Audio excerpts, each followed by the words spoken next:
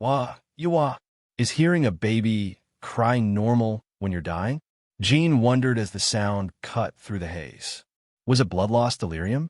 Or some neighbor's child wailing while 9-star nights raised the streets? If it was the latter, then the Akin Kingdom would fall today, and that baby had no chance. I'd save it if I could, but I can't even save myself. My body's been cut in half. Let me be reborn somewhere kinder. Wah! The cries swelled until it felt like the child would suffocate from screaming. Shame pricked him. He couldn't even help a baby right in front of him. Darkness closed over his vision. The wailing didn't stop. As Jean endured that helpless, humiliating sound, a stray thought flickered. Why wasn't he dead yet? He'd taken mortal wounds. His waist was severed. No one lives 10 seconds past that. And still the crying went on. Wait, it's coming from me. Understanding snapped into place. He was the one crying. September 9th, 1780. Jean Runcandle, youngest son of the Swordmaster clan, was born. 100 days later, Jean could crawl. By then, denial had nothing left to stand on. He had been reborn. He couldn't tell anyone. He could barely form words. And even at 5, who would believe a child claiming 28 years of memories? Speak too much, and he'd be branded cursed for knowing the family secrets. So he would live again as the Runcandle's youngest. For most of the world, that was a blessing beyond prayer. For Jean, it was a headache. I'd rather have come back to an ordinary house. He'd return to the same family, same birthday, same body, likely the same talents, sword and magic. But the Runcandles loathed sorcery. They're mortal enemies with a zipful magi. The youngest Runcandle again. Is Soderet's curse back on me? How do I run this time and learn magic? If the curse had returned, swordsmanship would be blocked too. Exhausted from thinking, he drifted to sleep. 1 year passed. Days crawled. Jean grew sick of making plans he couldn't act on, trapped in a body that fell asleep whenever it liked. He drank from a bottle, napped on schedule, and flushed with humiliation every time Gilly the nanny changed his diapers. That was his life for a year. Step, step. A woman entered. Rosa Runcandle, mistress of the house. Ebony hair, sharp gaze, the kind of presence that earned her the name Black Panther. Are the preparations done, Gilly? Yes, madam. Today is the young master's selection, so I made sure everything is perfect. Good. We go now. So is his first birthday. In Runcandle tradition, a child selects their fate on that day. Dozens of items are set out, and the baby crawls to choose one. Whatever they grab foretells their future. The clan took the superstition very seriously. Rosa carried him to the central hall, where a man stood with arms folded. Jin's father, Siren Runcandle, the strongest knight of the age. Demigod, rarely home. His 12 siblings waited too, faces bright with smiles. In his last life, those smiles hadn't lasted. The memory made his chest tighten. Rosa, put Jean down, Siren said. Cold marble touched his palms. 2 meters ahead lay the items. A book, a couple of coins, a grain of rice, and more than 20 swords sunk point first into the floor. This is insane. Make a 1-year-old crawl through a forest of blades? In his first life, he'd chosen a sword. With the book, coins, and rice hidden among steel, almost every Runcandle child did. Choose, son, Siren said. They watched him crawl, eager to see which blade he'd take. Twin blades, greatsword, longsword. Jean angled toward the same choice as before. Crawling was slow, his tiny body clumsy and tiring, but his mind was set. He wriggled past the closest sword. Eyes widened. Babies almost always grabbed whatever was nearest, even in a clan of swordmasters. But Jean snaked through the ring of weapons, every near miss making Rosa's and Siren's brows twitch. Gaga. He reached for the blade he wanted. Blood beaded where his little fingers touched the edge. All eyes slid from the child to the sword, and mouths fell open. They assumed coincidence. It wasn't. He had spent every step forcing a baby's body to obey. How'd I pick this by accident in my last life? His hand rested on Barasada, the founder's sword, the emblem of the clan. For generations, only patriarchs recognized by every Runcandle could wield it. In all of history, Only a handful of children had ever selected Barasada during the ritual. Every one of them became patriarch, except Jean Runcandle, the first time around.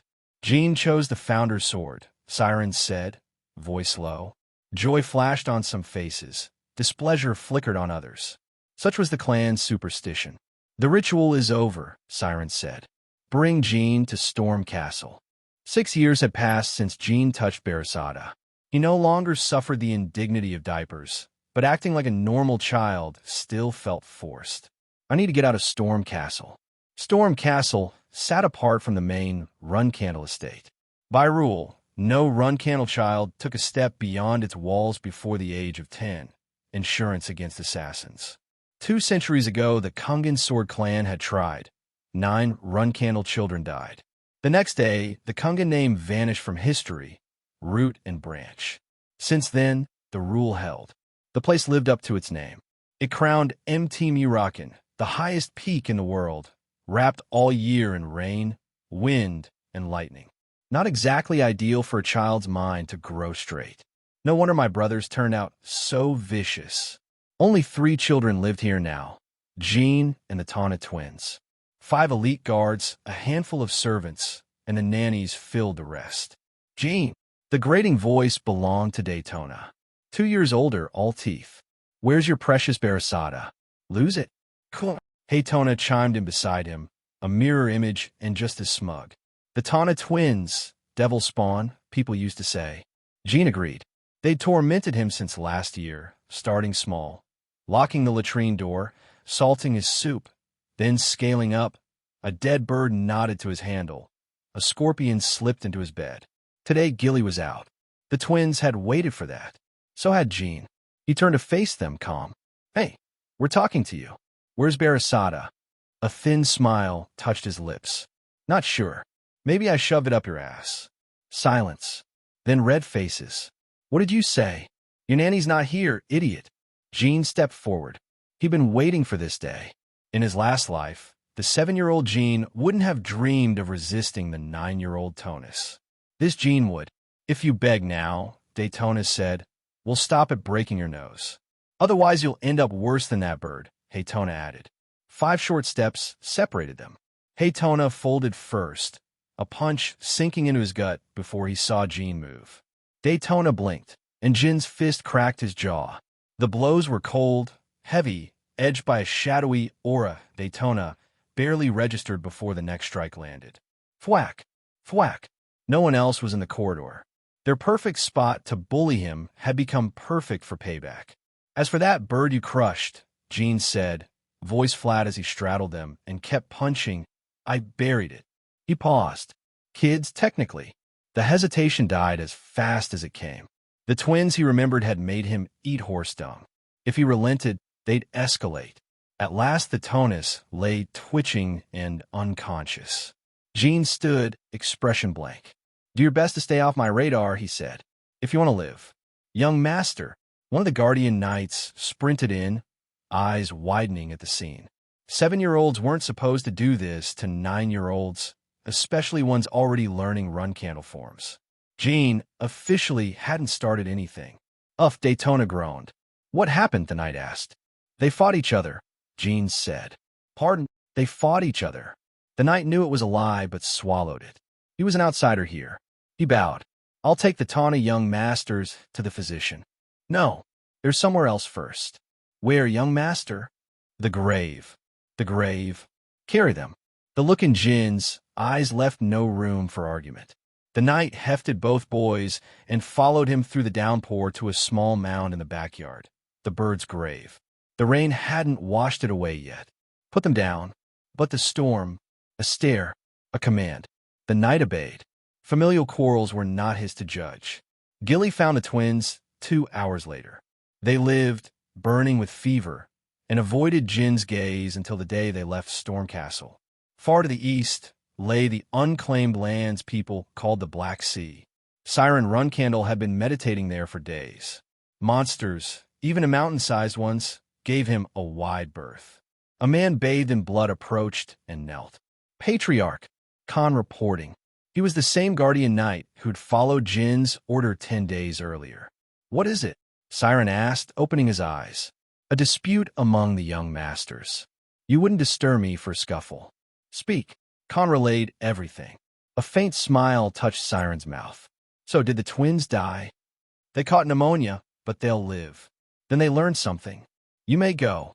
Khan bowed and left, bone-tired from 3 days fighting through monsters to deliver a report so short. He held no resentment. I should see the youngest myself, Siren thought. A month later, the patriarch set foot in Storm Castle.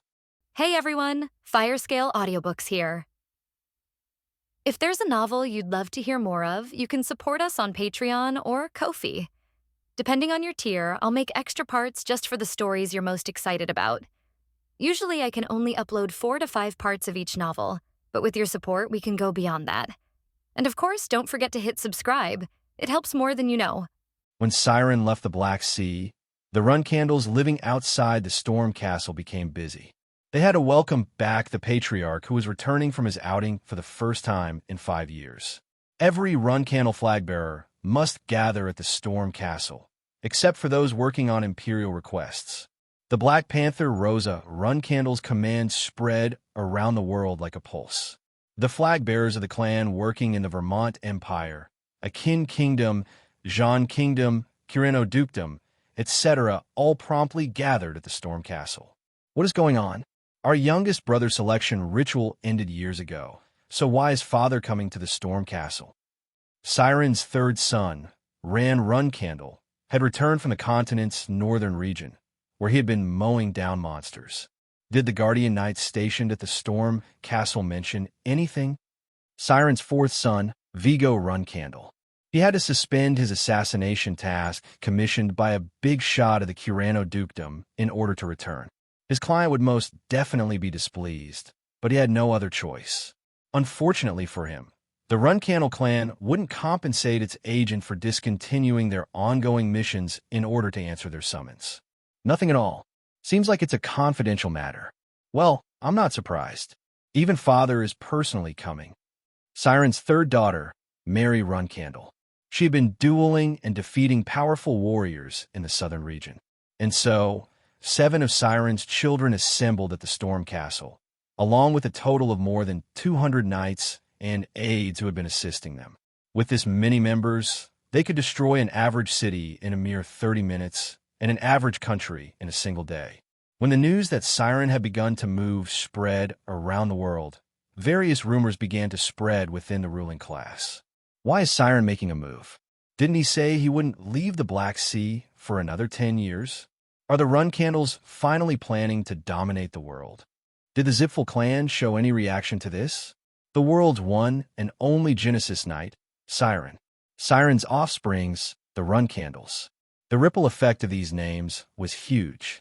Siren's children and the clan's guardian knights were standing in 2 rows on both sides of the stairs leading up to the Storm Castle. Under the heavy rainstorm, the look in everyone's eyes was serious. They all appeared determined, as if they were about to go to war. Greetings to the patriarch. Greetings to the patriarch. As Siren arrived at the Storm Castle's entrance, they simultaneously raised their swords in the air. The mountaintop shook with their resonating voices, as if landslides would occur everywhere. MHM. With a slight nod, Siren began ascending the stairs. Father's mood is odd. Is something extremely important about to happen? The Runcandle children exchanged glances, sharing their thoughts without any words. As Siren passed by them, they slowly followed his footsteps with serious expressions. The Guardian Knights remained behind and guarded the Storm Castle gates. However, none of them were aware of the truth. The reason Siren had come to the Storm Castle was simply to see his youngest child. Daytona, Haytona. Yes, father. Siren summoned the Tana twins first. The sick brothers knelt before their father as their runny noses caused snuffles to resound in the throne room. Tell me what mistake the 2 of you made. Jean was waiting inside his room with Gilly, so he couldn't hear the conversation. The Tana twins hesitated to answer.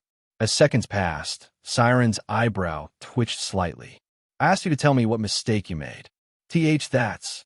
In Jin's previous life, the Tana twins had committed their first murder right after leaving the Storm Castle. at the age of 10.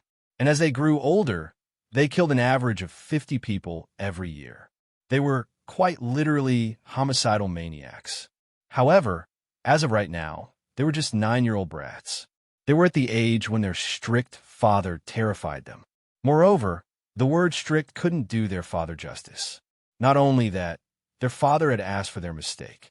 They had gotten pummeled by their younger brother. If they had to blame something or someone, it was Jean. The twins seemed to have forgotten how they had harassed their brother before. As they reached this conclusion, the Tana twins made up their minds. We haven't made any mistakes. Daytona gathered his courage and answered. Siren propped his chin on his hand, as if he were waiting for his son to finish speaking.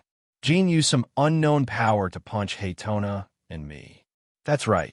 He used a power that wasn't aura. Haytona intervened as he accentuated the second half of his sentence. A power that wasn't aura. In this world, there could only be one answer when it came to a power that wasn't aura. Magic. If the 7-year-old Jean had used aura in order to beat them, he would have been praised by the others.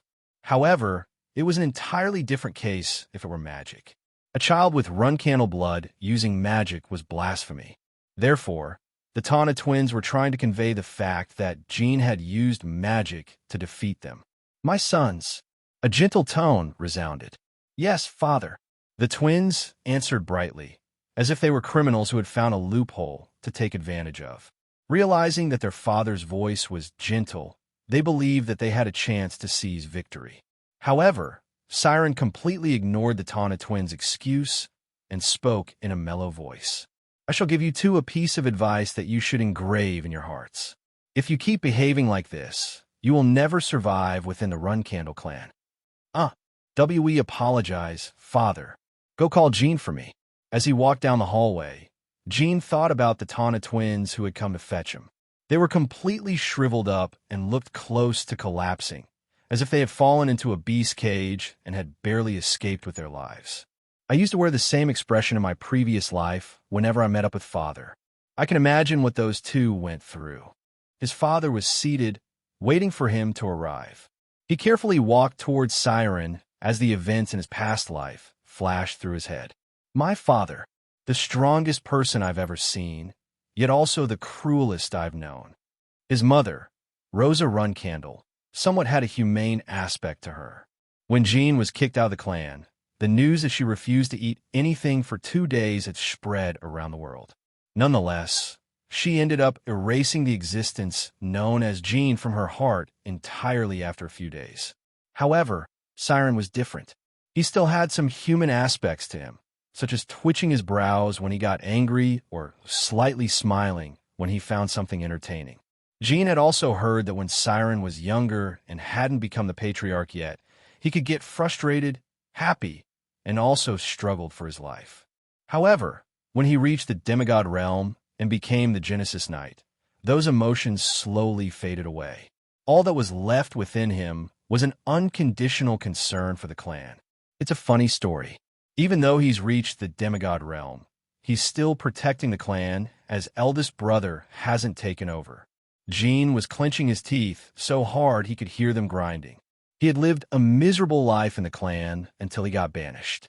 Even when they ate at the same dinner table, the other clan members treated him like air.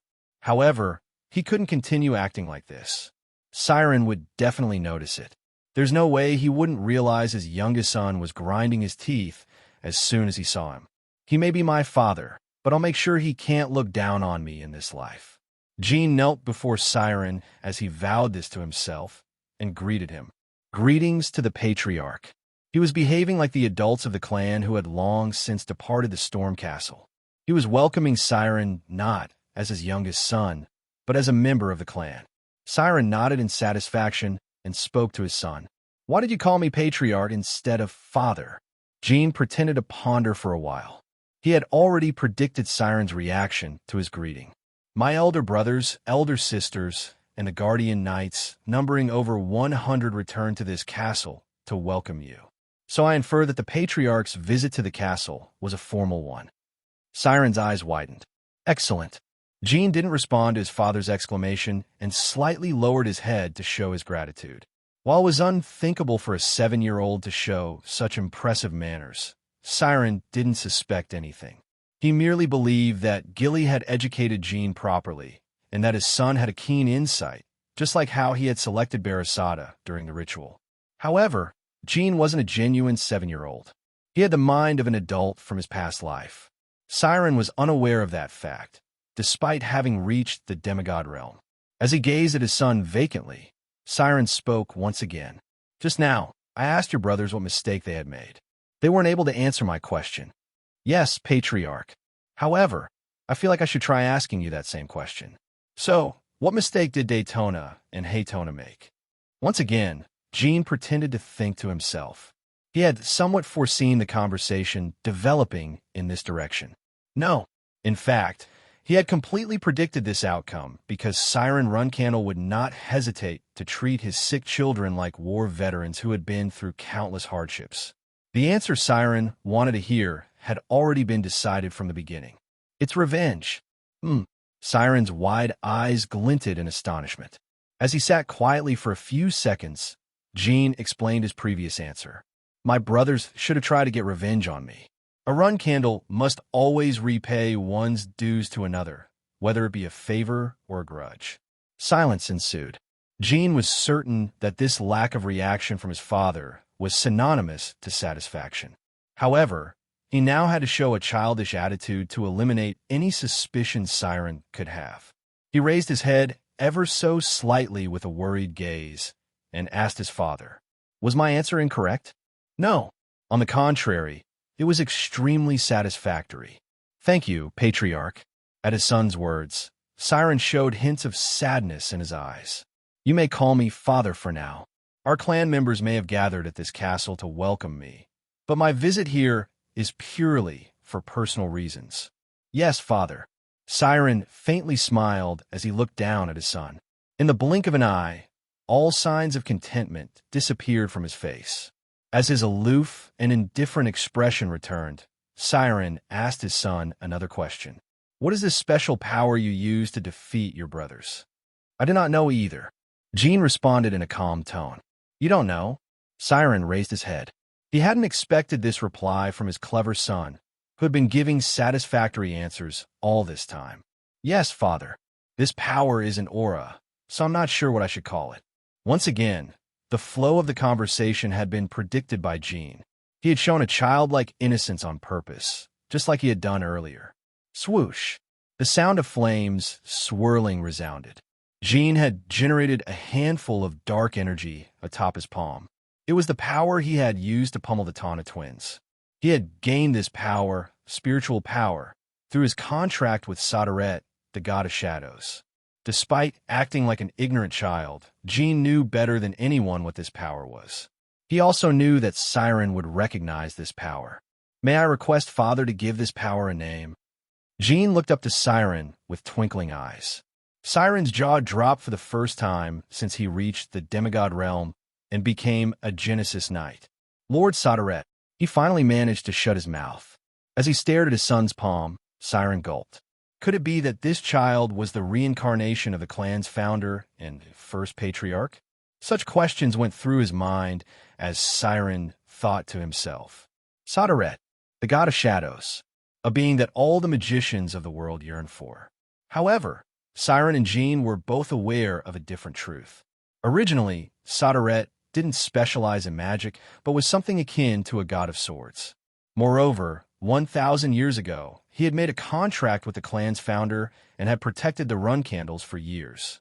I thought that he had abandoned the clan ever since the founder passed away, but it seems that he has taken an interest in my youngest child. Could this be a sign that the Runcandles could once again rise and prosper in the future? No, it was also possible that the god who had once abandoned them had returned on a whim and would soon leave again. Siren began to calculate the possibilities as he watched the shadows dance upon Jin's palm. I'm certain that he hasn't made a contract with the god yet. If he had gained this power through the contract, there's no way he wouldn't know what power this is. Jean could easily guess the thoughts passing through his father's mind. He started getting somewhat nervous as everything had gone according to his plan. It was far too easy. He believed that Siren would show some suspicions at some moment, but that moment never came. Maybe it was because of his young age and childish appearance. 7 years of age was an excellent period to lie and trick people. My son, Siren had finished sorting out his thoughts. Yes, father, that is the power of a god named Sodaret. Therefore, I cannot name it. Lord Sodaret is one of the secrets our clan has kept hidden for a long time. Sodaret, it is the being who brought about shadows in this world. You may be a clever child, but you're still too young to understand this. Is he? When Jean paused, Siren nodded to urge him to continue. Is God Sodaret stronger than father? Huh.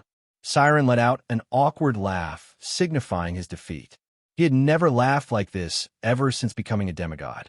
Having devoted his time and energy to his training for countless years now, his emotions and spirit had been stirred for the first time in a long time. I wonder, your father has never attempted to challenge gods, so I cannot say.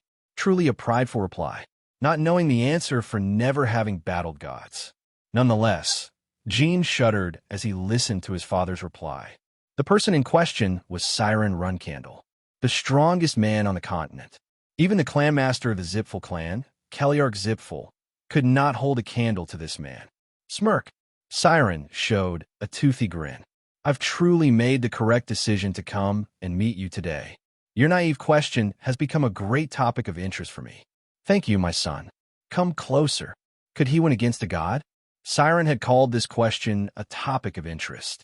Once Jean walked up to him, his father lightly patted his head. The handful of shadow was still swirling on Jin's palm right now. How do you want to use this power? I want to use it for the clan, father. I want to use it for myself. There was no need for him to answer honestly. The only things the clan had given Jean in his past life was scorn and contempt. He had never felt the warmth called family again after turning 7 years old. Therefore, Jean had absolutely no intention of using his life to serve the clan, unless he somehow became the patriarch of the family. However, in order to do that, he would have to defeat his monstrously powerful siblings. Kuha-ha! Siren suddenly burst into laughter. The echoes resounded throughout the entire storm castle and shook the ground. The siblings waiting outside the throne room all jolted in surprise. They had never heard their father laugh so vigorously in recent years. After a while, the laughter subsided and Siren turned expressionless as usual. He bent down and brought his face up close to Jin's. What an amusing lie. You could be more honest with your father, you know? Jean hadn't expected this situation. Nevertheless, he suppressed his shock and slowly spoke. For me, I want to use it for myself, right? After having pummeled your brothers and leaving them out in the storm, there's no way you'd use your power for the clan. I'll be watching over you from here on out. Siren walked past Jean and left the room. After his father's footsteps disappeared into the distance, Jean finally noticed the cold sweat running down his face and back. A mixture of disbelief and relief painted across his face. Phew! He let out a large breath of air and wiped his sweat with his sleeve. He had never faced his father in such a bold manner during his past 28 years of life. I did it. I made it. As the adrenaline rush subsided, he could finally hear his heart beating like crazy. Through today's conversation with his father, Jean had obtained Siren's approval to use Sodaret's power freely, and his father's expectations of him were high. In my first life, I ended up dying without getting the chance to properly use Sodaret's power, and I never would have thought that father would hold expectations for me back then. Even after getting banished from the clan, Jean did not have the liberty of using Sodaret's power freely. The clan wouldn't allow a banished Runcandle to gain power and potentially use it against them. Therefore, Jean had to hide in the Akin Kingdom and train in secrecy. The Akin Kingdom was affiliated to the Lutero Magic Federation, which was under the Zipful clan's influence. It was the perfect place for Jean to hide, as he was technically a magician back then. The Runcandle clan's longtime secret, the founder's contract with Sodaret. Jean was already aware of this undisclosed information before his rebirth. Siren had called it a secret the clan had kept hidden for a long time, but Jean was more knowledgeable about the details of the founder's relation with Sodaret than his father. Sodaret had told Jean about his history with the Runcandle clan personally after their contract was made. At that time, Soderette and Jean would chat amicably like two close friends. But he never told me why he left the run candles and became a god of magic instead of the god of swords. He didn't get involved during my death either. Moreover, ever since his rebirth, Soderette hadn't spoken to him once. Jean speculated that his rebirth was a phenomenon that had transpired due to Soderette's power and authority, but that was merely a hypothesis. When Jean was 1 year old, he realized that the power he had obtained through the contract was still available to him. It became usable immediately after I selected Barisada. On his selection day, during the night after the ritual was over, a 9-star magician's curse, the Bladed Illusion, was cast on Jean. It was the same curse as his past life. The incident was repeating itself. Contractor, it seems that someone bore a grudge against you since your childhood. You haven't been able to use your full potential due to a trivial curse. That might have been the reason why I was so captivated by you. Those were Soderette's words right after they had made their contract. As Jean remembered that conversation, he watched the curse's chains slowly crawl into his cradle. While he was fully conscious, he couldn't resist or block the curse with the body of a 1-year-old. He began blaming his newborn body for his powerlessness. He could neither resist the curse slithering towards him nor call out for help. Suddenly, Soderette's power manifested itself. The chains never managed to reach Jean and disappeared into a shadow. Curses of this level could not affect Soderette's contractor. Using his past life's magic teacher's expression, it was an extremely cheat-like effect. Just you wait. I don't know who cast this curse on me, but once I've grown up, I will find you, and I will kill you. The power to control shadows, his knowledge of magic he gained in his past life, and despite having unlocked and practiced it belatedly, his skills and talent with the sword. Jean had retained all these qualities through the reincarnation. He would not face the same fate as last time. The clan would not banish him for not having any talents this time. An entirely different future was awaiting him. Young master. Yes, Nanny Gilly. As he turned around, Gilly was waiting for him at the entrance. The patriarch has announced his departure. You must come to see him off. Okay, but are you all right? Gilly asked in concern. She had seen the Tana twins returning to their rooms with ashen-white faces and expressions of terror. Therefore, she couldn't hide her worries for Jean. I'm okay. Are my elder brothers and sisters leaving as well? Yes. They only came here to greet the patriarch. Ah, but Lady Mary has left behind a gift for you, young master. I'll open the gift later. I should go see Father off first. There were over 200 guardian knights who had turned up at the Storm Castle, accompanying their respective run candle flag bearers. As Siren was preparing to leave again, the others had no reason to stay. Once they would leave, Jean could ignore the Tana twins and spend his days quietly at the Storm Castle here on out. Spend his days quietly gaining strength without anyone noticing, in fact. All hail! All hail! The knights raised their swords to the sky as Siren exited the gates.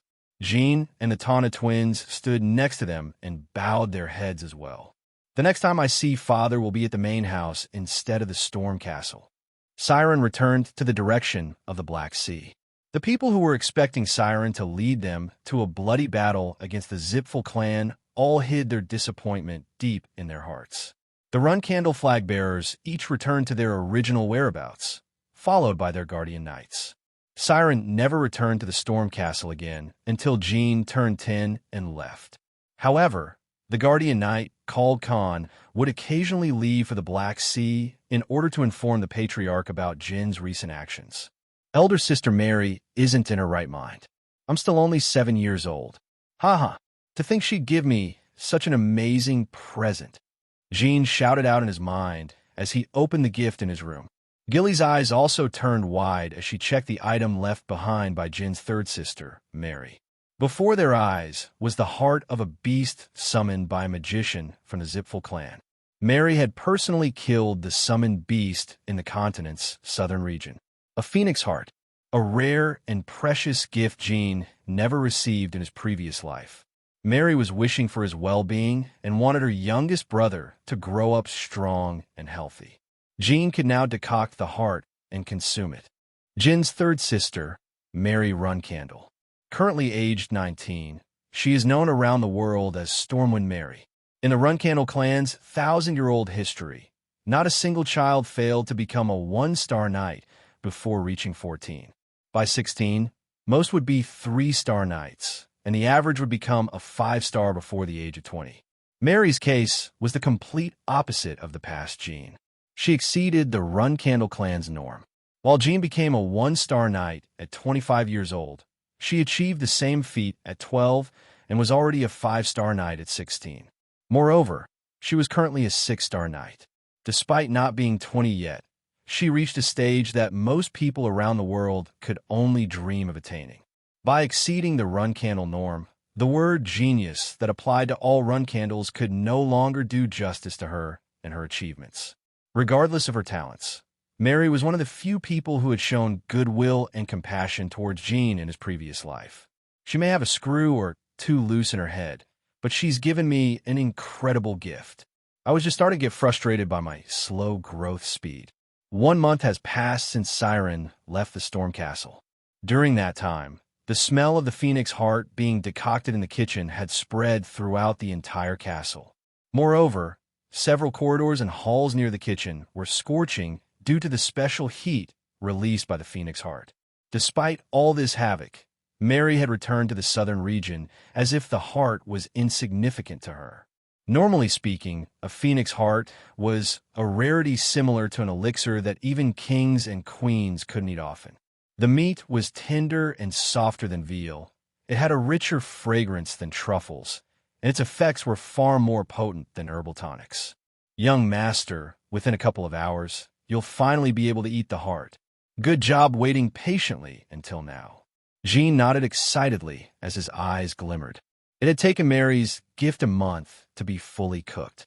Gilly hadn't been able to sleep properly during this entire month because she was busy simmering the phoenix heart for her young master. Nevertheless, she was ecstatic. Jin's happiness was her happiness. A nanny within this clan was responsible for a Runcandle child's growth, and their future depended greatly on how strong and dependable the child became. Due to this tradition, Jean felt guilt-ridden towards Gilly. In his previous life, his nanny's life had taken a turn for the worse after his banishment from the clan. Her future was bleak, and her lifestyle had completely crumbled. You may not be aware, young master, but the phoenix heart is an elixir that is especially effective on children. You can increase your tolerance against flames only by eating it at a young age. Lady Mary has given you a truly priceless gift. Really, Jean was far more knowledgeable about the heart than Gilly, but he pretended to be interested by her explanation. He had studied about the phoenix heart endlessly during the years when he was training his magic. However, I didn't do research on it back then because I wanted to eat one, but because I wanted to learn the traits of a phoenix as a magician. Summoning a phoenix was every magician's dream. But Jean had died right before becoming a six-star magician, the stage at which one can finally summon the bird in question. Of course, I hid your eyes when I first saw the puddle of blood inside the box. But once I realized it was the priceless product that even the Vermont imperial family couldn't easily obtain. As Gilly continued her lengthy commentary, Jean began to think about phoenixes. He couldn't wait until he could finally summon one during this life. Learning magic as a Runcandle was strictly prohibited, but Jean had no intentions of giving up on it. As long as he didn't get caught, everything would work out. Moreover, if he gained unparalleled power or influence, or if he had a good enough justification, then it wouldn't matter even if he did get discovered. Martial arts and magic, a lifestyle and path that encompassed both of those aspects, the magic swordsman. In order to become a magic swordsman, Jean was prepared to shoulder any hardships. If it were me, I would never have let my enemies steal and eat my phoenix's heart. Phoenixes were immortal beings that would be reborn even after death. Even if one were killed by an enemy and had its heart stolen, it would revive 100 years later in nature. Nevertheless, 100 years was a long period of time. The phoenix's original summoner would have died by then. You mustn't forget to thank Lady Mary the next time you see her, young master. Yeah, I won't. The phoenix heart was ready. A strong and rich fragrance began to spread throughout the castle. I must go prepare your meal, so come down in a little while, young master. Gilly exited the room, humming and skipping in joy as the door remained ajar. Once she left his field of vision, a deep sigh escaped Jin's mouth. Stop loitering around me. It's annoying. Okay. Sure. The Tana twins had been dawdling outside the room since a while ago. Once Gilly had left, they stood by the entrance, close to the door, and shot glances towards their youngest brother.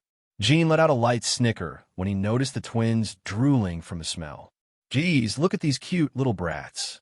When he gestured them to get closer with his finger, the Tana twins dashed inside the room. Why are you here?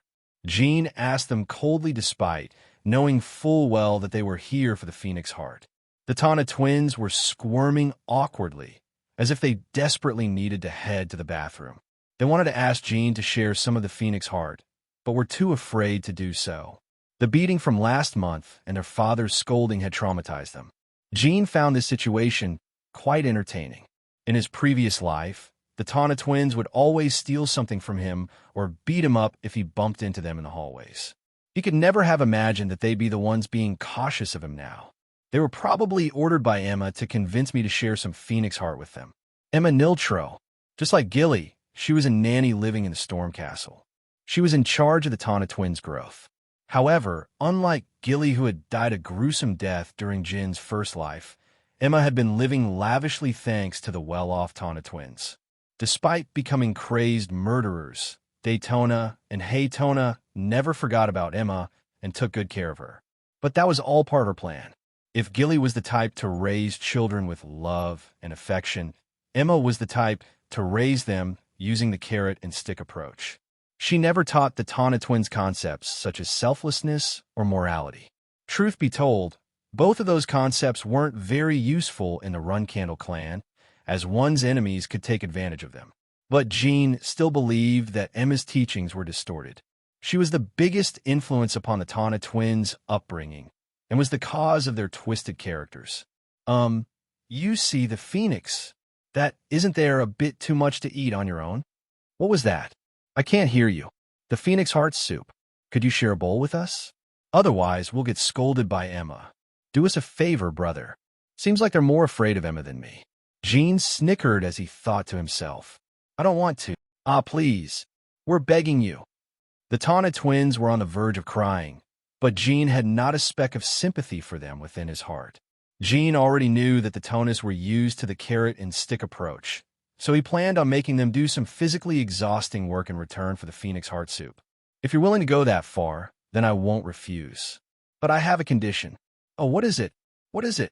Remember that grave I made? The Tana twins shuddered and turned pale at the word grave. The memories of being pummeled and left out in the rainstorm in front of the grave had resurfaced. If you look carefully, there's a small hole behind that grave. A hole? Yeah, like a burrow. I want you two to dig into that hole and make it deeper. You have until nightfall. Of course, you can't rest at all. The task Jean had given to his 9-year-old brothers was, quite literally, a waste of time. Why do we need to dig there? I want to bury the bird you two killed in a deeper hole and give it a better grave. The twins lost strength in their legs and felt them wobble. However, if they didn't have to face their terrifying brother in another fight and could eat the Phoenix Heart soup with such a trifling task, then they had no complaints. How deep do we need to dig? I told you to dig until nightfall with no rest, didn't I? All right, so if we dig until then, you'll share some Phoenix Heart soup with us. Of course I will, but you need to do your best. If I'm not satisfied by the depth of the hole, this agreement is invalid. Oh, by the way, there are plenty of shovels in the warehouse. You should use those. Sure, and this is pretty obvious, but you can order someone else to dig for you, all right? The twins nodded vigorously and immediately departed to begin their work. While the Tana twins were shoveling in the backyard, Jean was eating the Phoenix Heart soup at the dinner table. Is it that tasty, young master? Gilly asked as she watched Jean gleefully slurping down the meal. She thought that Jean was joyful because of the delicious soup. Yeah, it's so tasty.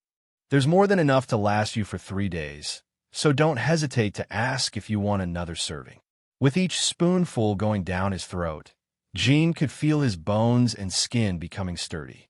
If he ate the soup for 3 days, his affinity and resistance against fire would increase substantially. However, Jean wasn't smiling from ear to ear because of the phoenix heart. Within a few days, I'll have access to the secret tomes, the spot where the Tana twins were digging, behind the bird's grave.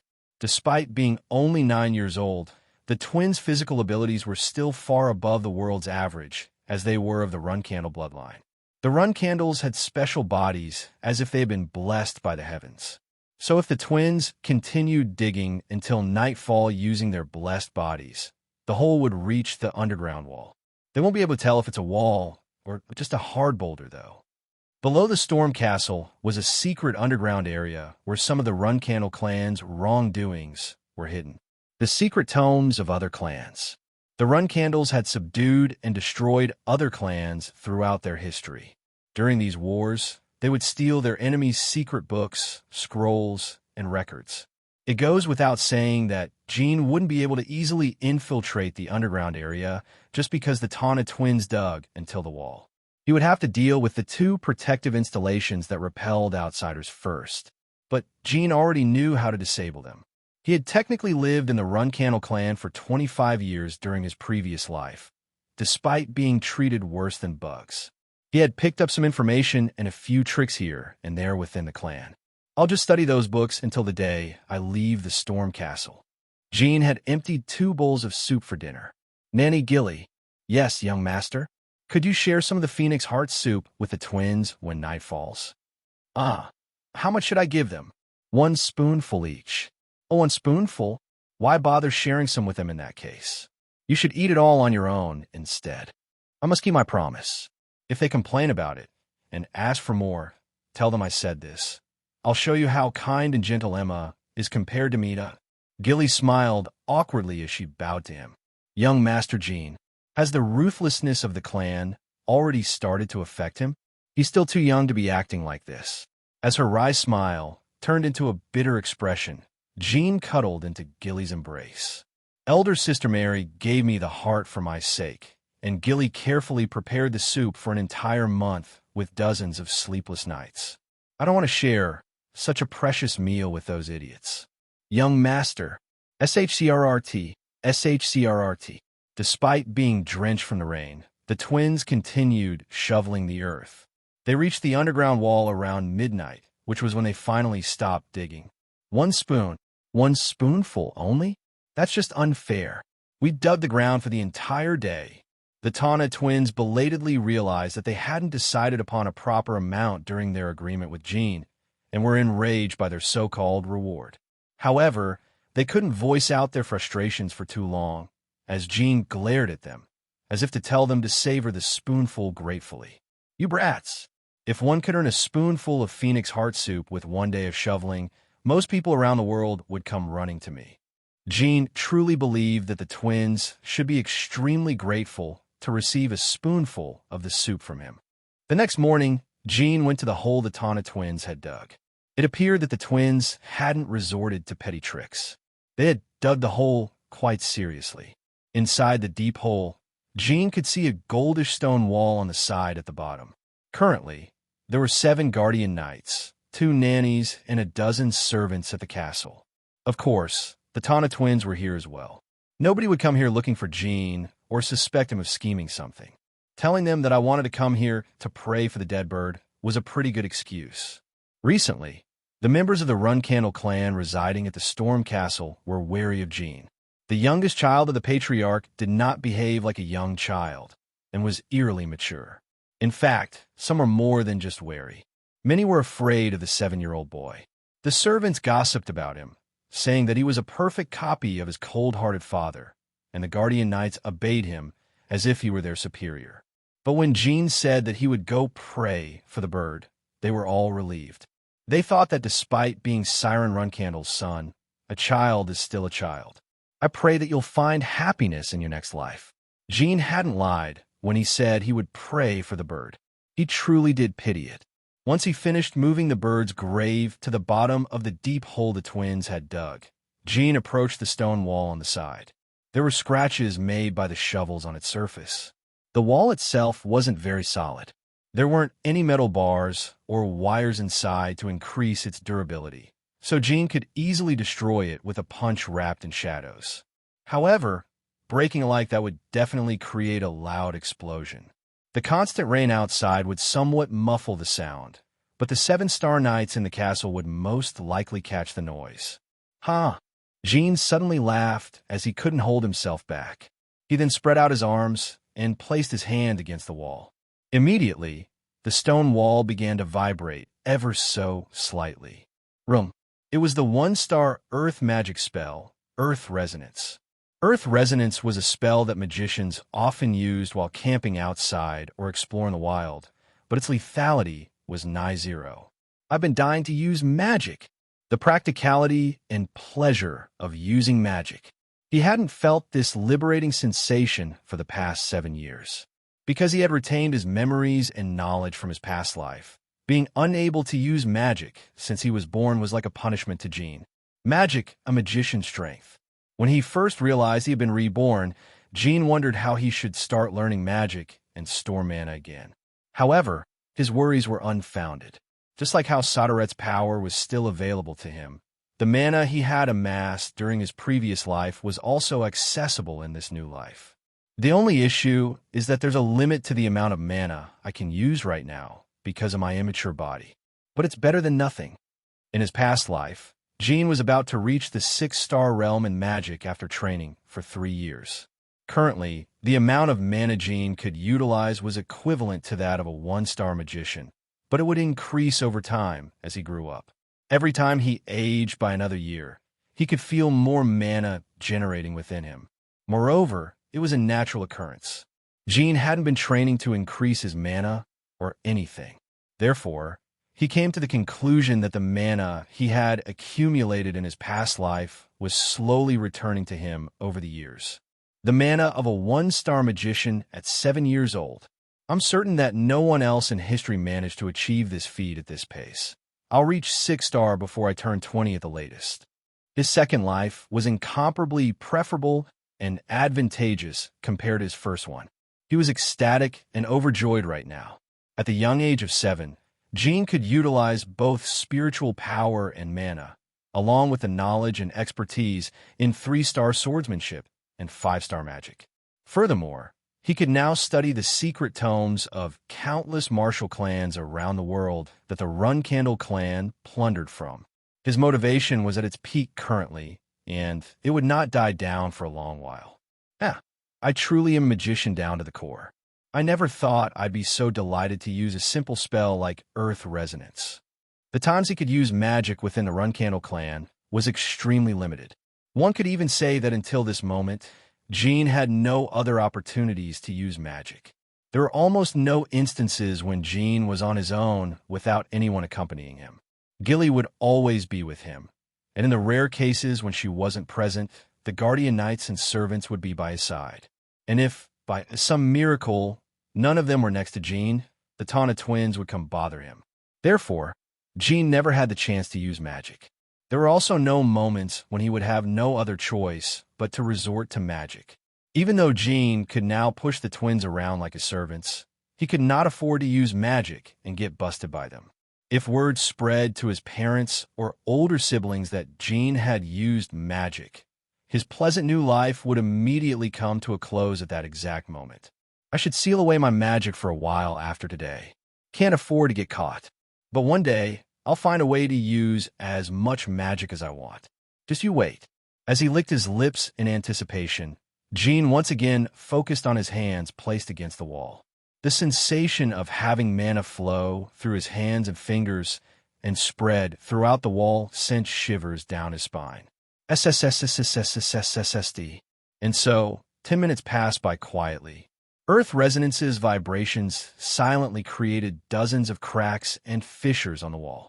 Dirt and dust fell down heavily, as if the stone wall would soon collapse. KRRT. As a matter of fact, the center of the wall, where Jin's hands were located, crumbled into fine particles. A small hole appeared, where Jin could barely squeeze his body through. The child stared into the sight beyond the wall for a short instant. There was an old, long hallway, as if he were in some ancient ruins, along with a large steel gate in the distance. It would be a mistake to think that the Run Candle clan's secret underground room could be so easily broken into. The Storm Castle was a fortress that even the Zipful clan's elite troops wouldn't be able to easily conquer. Jean was just lucky as he was a member of the Run Candle clan who was residing within the said castle. So this is the secret underground sector that only the Run Candle flag bearers can enter. Interesting layout. Flag bearers. They were the clan's representatives who stood on the front lines, waving the clan's emblem. All the children of the Run Candle clan became flag bearers when they reached a certain level, barring the few exceptions like the previous Jean, who was deemed incompetent. Jean had heard countless stories about this underground room from his siblings.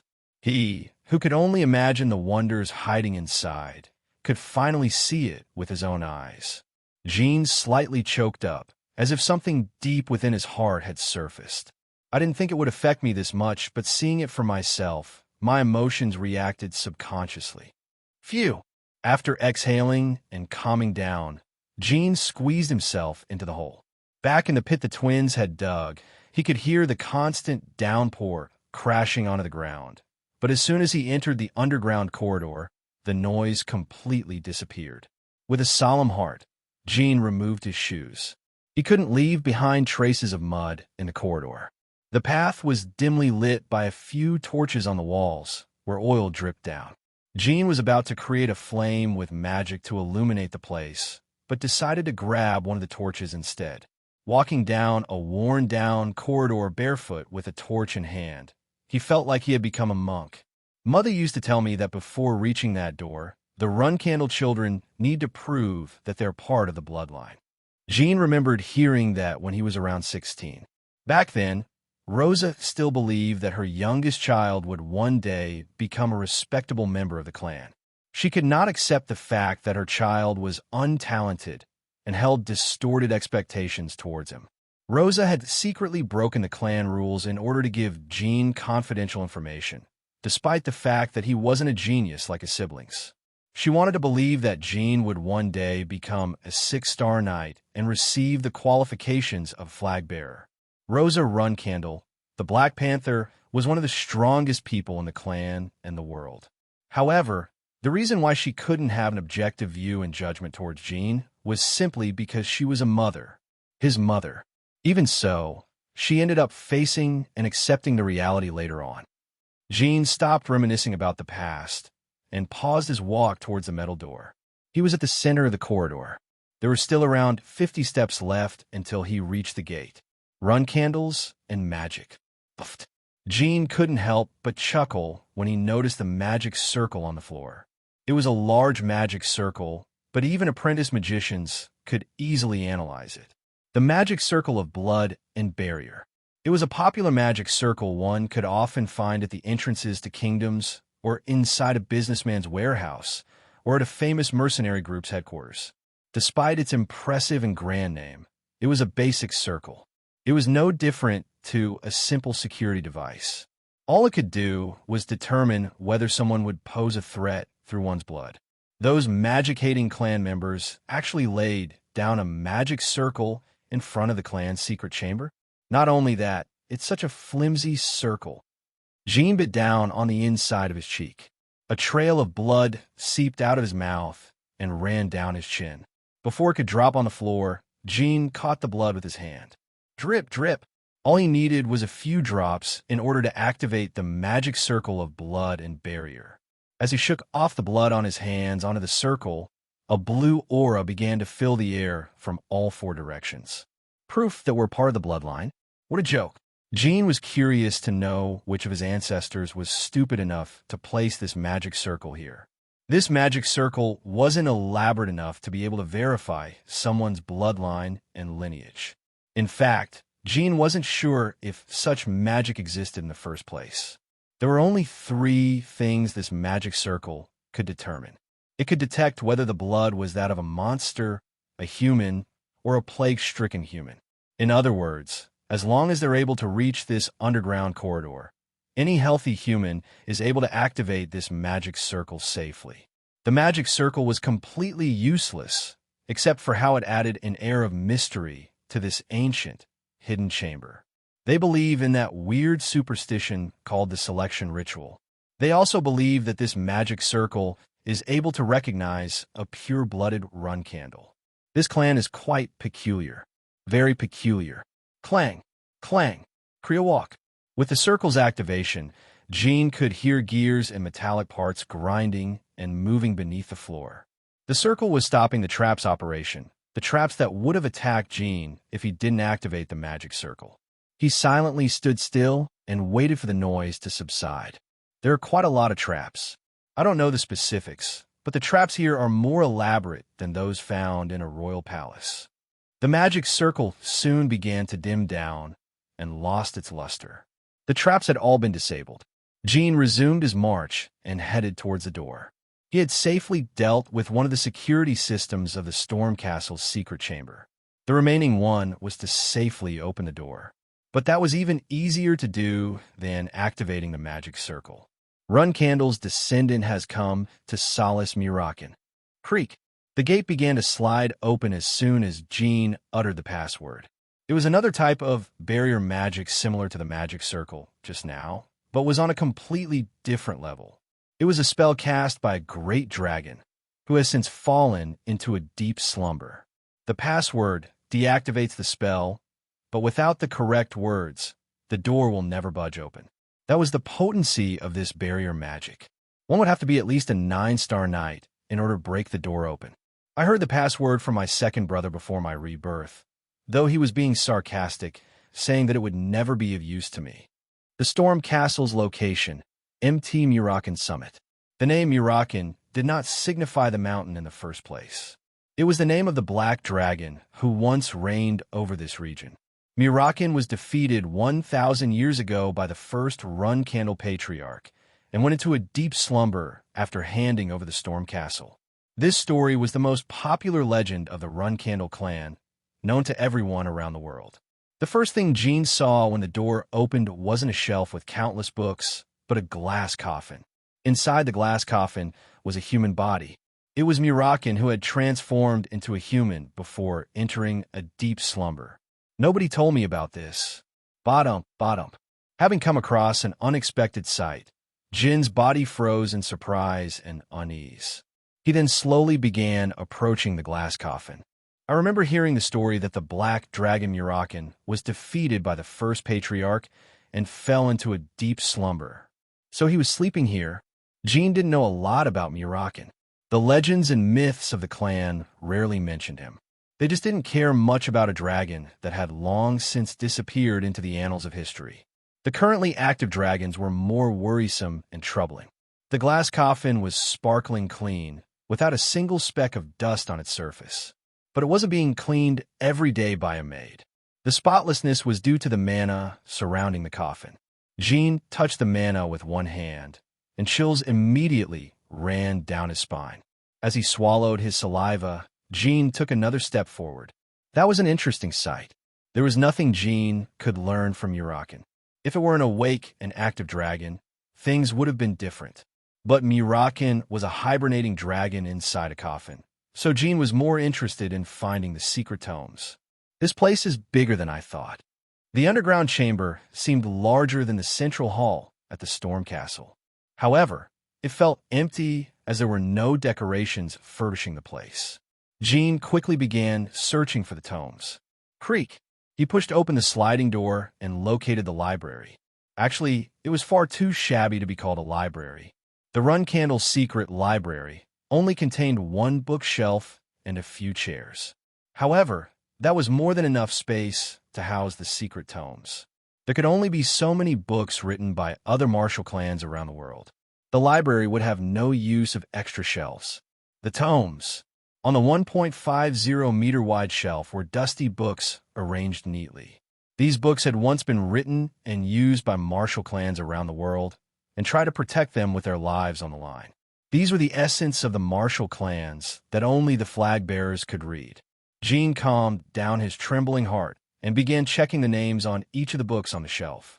The hand-to-hand combat techniques of the Meyer clan and Typhon clan spear techniques of the Yuron clan and Shagal clan, swordsmanship from the Attila clan, etc. There are so many of them.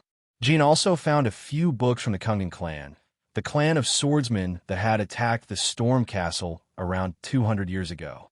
Jin's hands were trembling ever so slightly as he checked the tomes one by one. His excitement was overflowing. In his first life, he had always wished to become a flag bearer and come down here to read the secret tomes.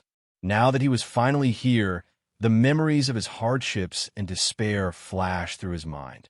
Of course, he hadn't come down to the underground chamber as a flag bearer this time. Despite having the Runcandle family name, he was no different to a thief who had infiltrated the library. However, Jean didn't care about those small details. Using whatever methods at hand was part of the Runcandle's virtue. Moreover, he was planning on officially coming to this underground chamber in a few years after becoming a true flag bearer. Which one should I start with? What a first world problem. He was spoiled for choice. Jean wondered whether his older brothers felt this way when they were secretly reading porn books when their nannies were away. Jean chuckled as he scanned the books before him. He didn't have a lot of time to remain down here. 2 hours. The free time he had obtained through the excuse of wanting to pray for the bird was a mere 2 hours. After this amount of time, Gilly would most probably come to the castle's backyard in order to look for him. It was as if Jean had a mountain of food before him, but could only eat for a few minutes. But I'll have another opportunity. I can come back here another day if I tell them I want to pray for the bird again or that I want to meditate. Ist. He pulled out a book from his shelf. Jin's first secret tome was the Kungan clan's book of swordsmanship. Third brother once told me that there is a lot to learn from this tome. Let's start with this. There were a total of 3 volumes of the Kungan clan's secret tomes. Jean also picked out the remaining 2 volumes and sat on a chair. Originally, the Kungan clan's secret tomes numbered over 10. But when the Runcandles destroyed the clan 200 years ago, most of them were lost during the conflict. The Runcandle clan had destroyed them intentionally. However, the 3 volumes in his hands were left untouched. These tomes summarize the essence of the Kungan swordsmanship's greatest techniques. Flutter, flutter. The sound of pages turning accelerated. Despite being a secret tome, the first few pages of Volume 1 only talked about the base and foundation of the swordsmanship, as well as the behavior of the Kungan knights. The flutter of pages stopped once Jean arrived at the middle of the book. His gaze deepened as his mind tried to absorb the words on the page. The book that had only been describing the bases suddenly broached upon a difficult subject that Jean couldn't comprehend at all. I see. No wonder they're called secret tomes. It's not as easy as I thought. Despite being written in the continent's common language, Jean couldn't understand most of its contents due to his lacking skills and knowledge in swordsmanship. Before his sudden death in the Akin Kingdom, the 28-year-old Jean had attained the 3-star realm in swordsmanship. Not only was he slower to reach that stage than slightly skilled people in general, he could be considered defective compared to the average Runcandle. However, it had only taken him half a year to reach that stage after his contract with Sodaret, which could be considered an incredible feat. Nonetheless, the Kungan book was far too difficult for him to understand with his 3-star skills and knowledge in swordsmanship. Be that as it may, Jean had expected this outcome. He took out a notebook and pencil he had brought with him. Jean then began to copy the contents of the tome into his notebook. It was a transcription. In roughly 2 hours, he could copy around 10 pages of the book. Back in his days as a magician, he had transcribed so many books that the fingerprints on his fingers holding the pencil had begun to fade away. 10 pages per day. There were 3 years left until Jean would have to leave the Storm Castle. If he transcribed 10 pages every day during those 3 years, he could easily copy all the books here. And as I continue studying these, I'll slowly begin to understand the content over time. I'm sure there will be some tomes I won't have to transcribe. SCRT, SCRT. The sound of a pencil scratching paper resonated in the silent underground room. Jean took exactly 1 hour to copy 10 pages. He then retraced his steps and left the library. He plugged the hole in the wall with earth magic and the dirt around him. And so, 2 months went by.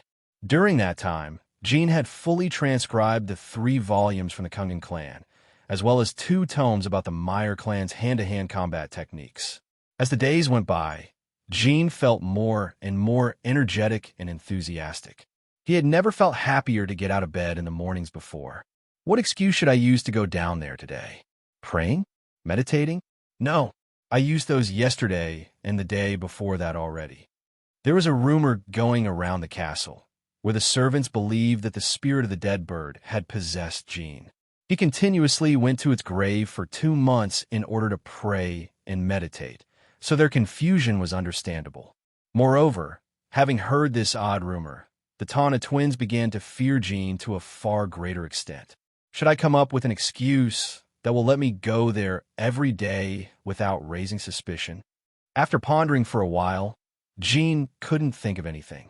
How could he possibly convince everyone to let him go to the grave every day? Therefore, Gene began to change his train of thought. There's no need to convince them. If I tell them I'll go there every day, who would dare stand against me? This is the Storm Castle, not the clan's main residence. The Guardian Knights living here already served Gene as a true run candle instead of treating him like a child, and the servants had no right to disprove his decisions from start. The Tana twins were terrified of Gene, so he had no reason to worry about them. The only problem was Gilly. A nanny's role was different to that of a knight or a servant. They were people who supervised and guided the children they were in charge of. Nanny Gilly. Yes, young master. I want to go there again. Again? Gilly's gaze was filled with concern. Haa. She out a deep sigh and patted Gene on the head. Young master. It's unfortunate, but the bird has already passed away. It's been 2 months now. This nanny of yours is so concerned about you that she can't sleep properly at night. I've forgotten about the bird already. Honestly, I'm only going there every day because I like it there. Why you like it there? Young master, you mustn't enjoy being near a grave. Misfortune will befall upon you. What kind of misfortune? Graves are the home of the deceased. Nothing good will happen by staying close to one. You must steer clear from those places to be blessed with good fortune, young master. Apparently, the nannies of the Runcandle clan had a tendency to believe in superstitions as well. Gene was sighing and shaking his head in his mind. No, I'll keep liking graves from now on. Young master, nanny, think about it. I'm the youngest child of the Runcandle clan. Once Gene took on a serious tone, Gilly's eyes widened. Why are you suddenly talking about? How many graves do you think I'll have to make as I live in this world as a Runcandle? To tell the truth, I'm trying my best to understand what death is these days. So I'm going to that grave every day in order to get used to it. Gilly let out a mumble and stood there wordlessly. She stared blankly at her young master, as if her thoughts had come to a sudden stop. Her 7-year-old young master, who was born as a predator amongst the Runcandles, was trying to face the concept of fate and destiny already. Needless to say, that was all her own misunderstanding. Gene was just tricking his nanny, who was younger than him in his first life, to do his bidding. To be frank, no actual 7-year-old would talk about such topics, even if they were geniuses born in the dreadful Runcandle clan.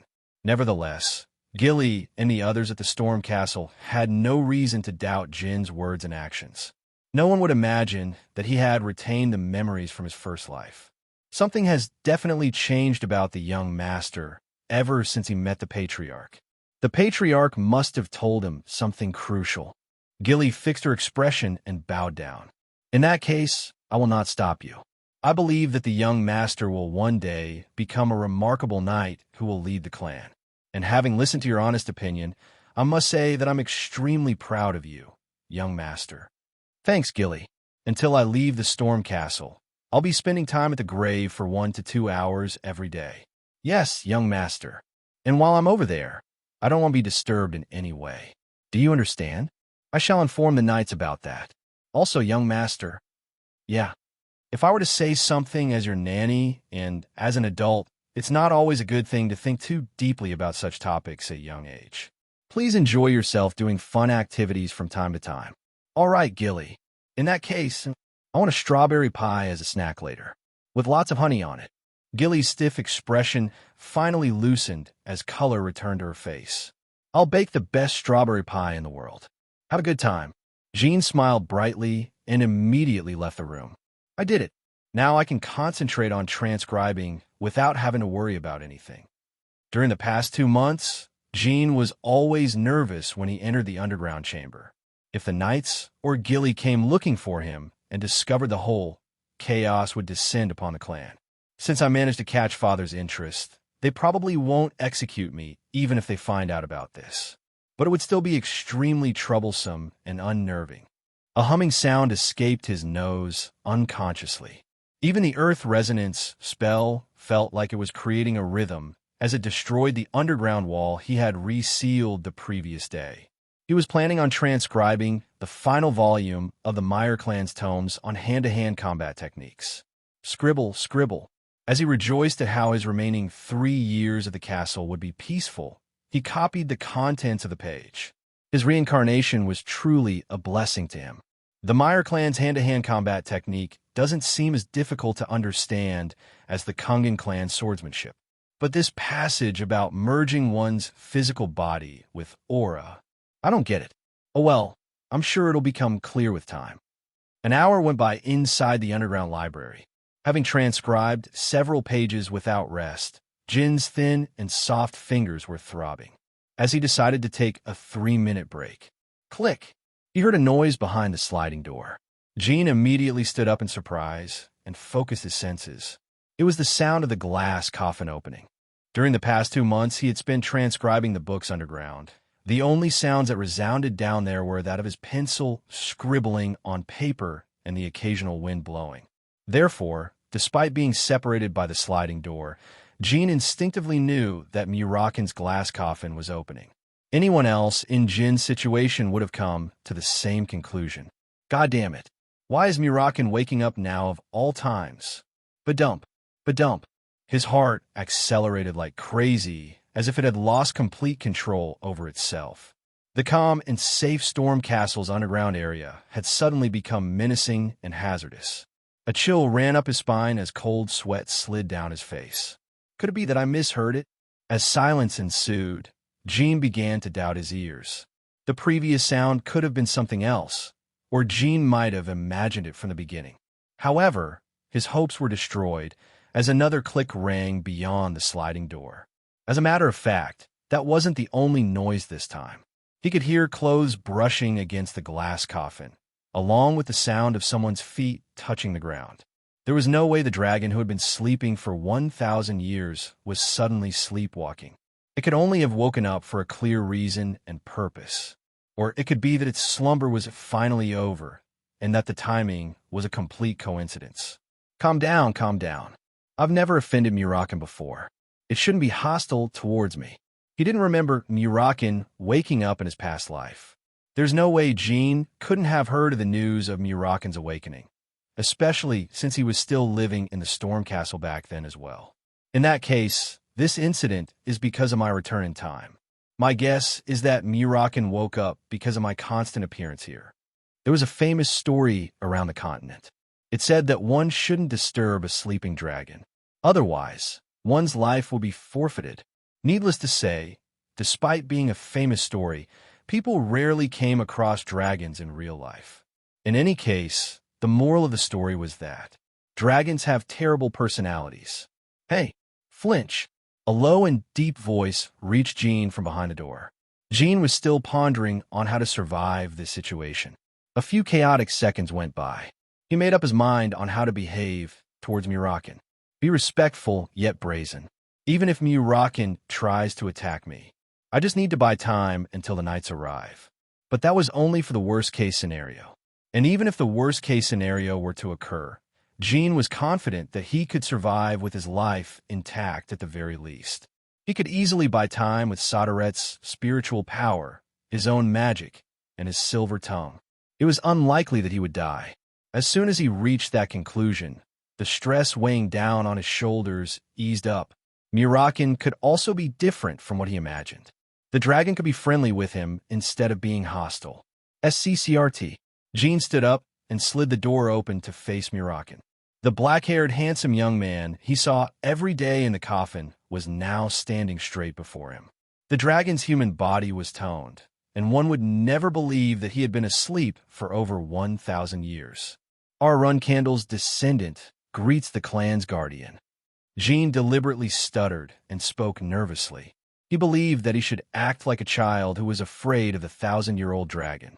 Moreover, the Runcandles used to call Murakin their guardian, so Jean decided to emphasize that word. Huh? Murakin snorted. Guardian? Guardian? Did you just say guardian? Huh? Wung. All he had done was speak out loud, but the mana inside the room began to tremble and spin around like a vortex. Say that again, you shitty brat. Did you just say that I'm your clan's guardian?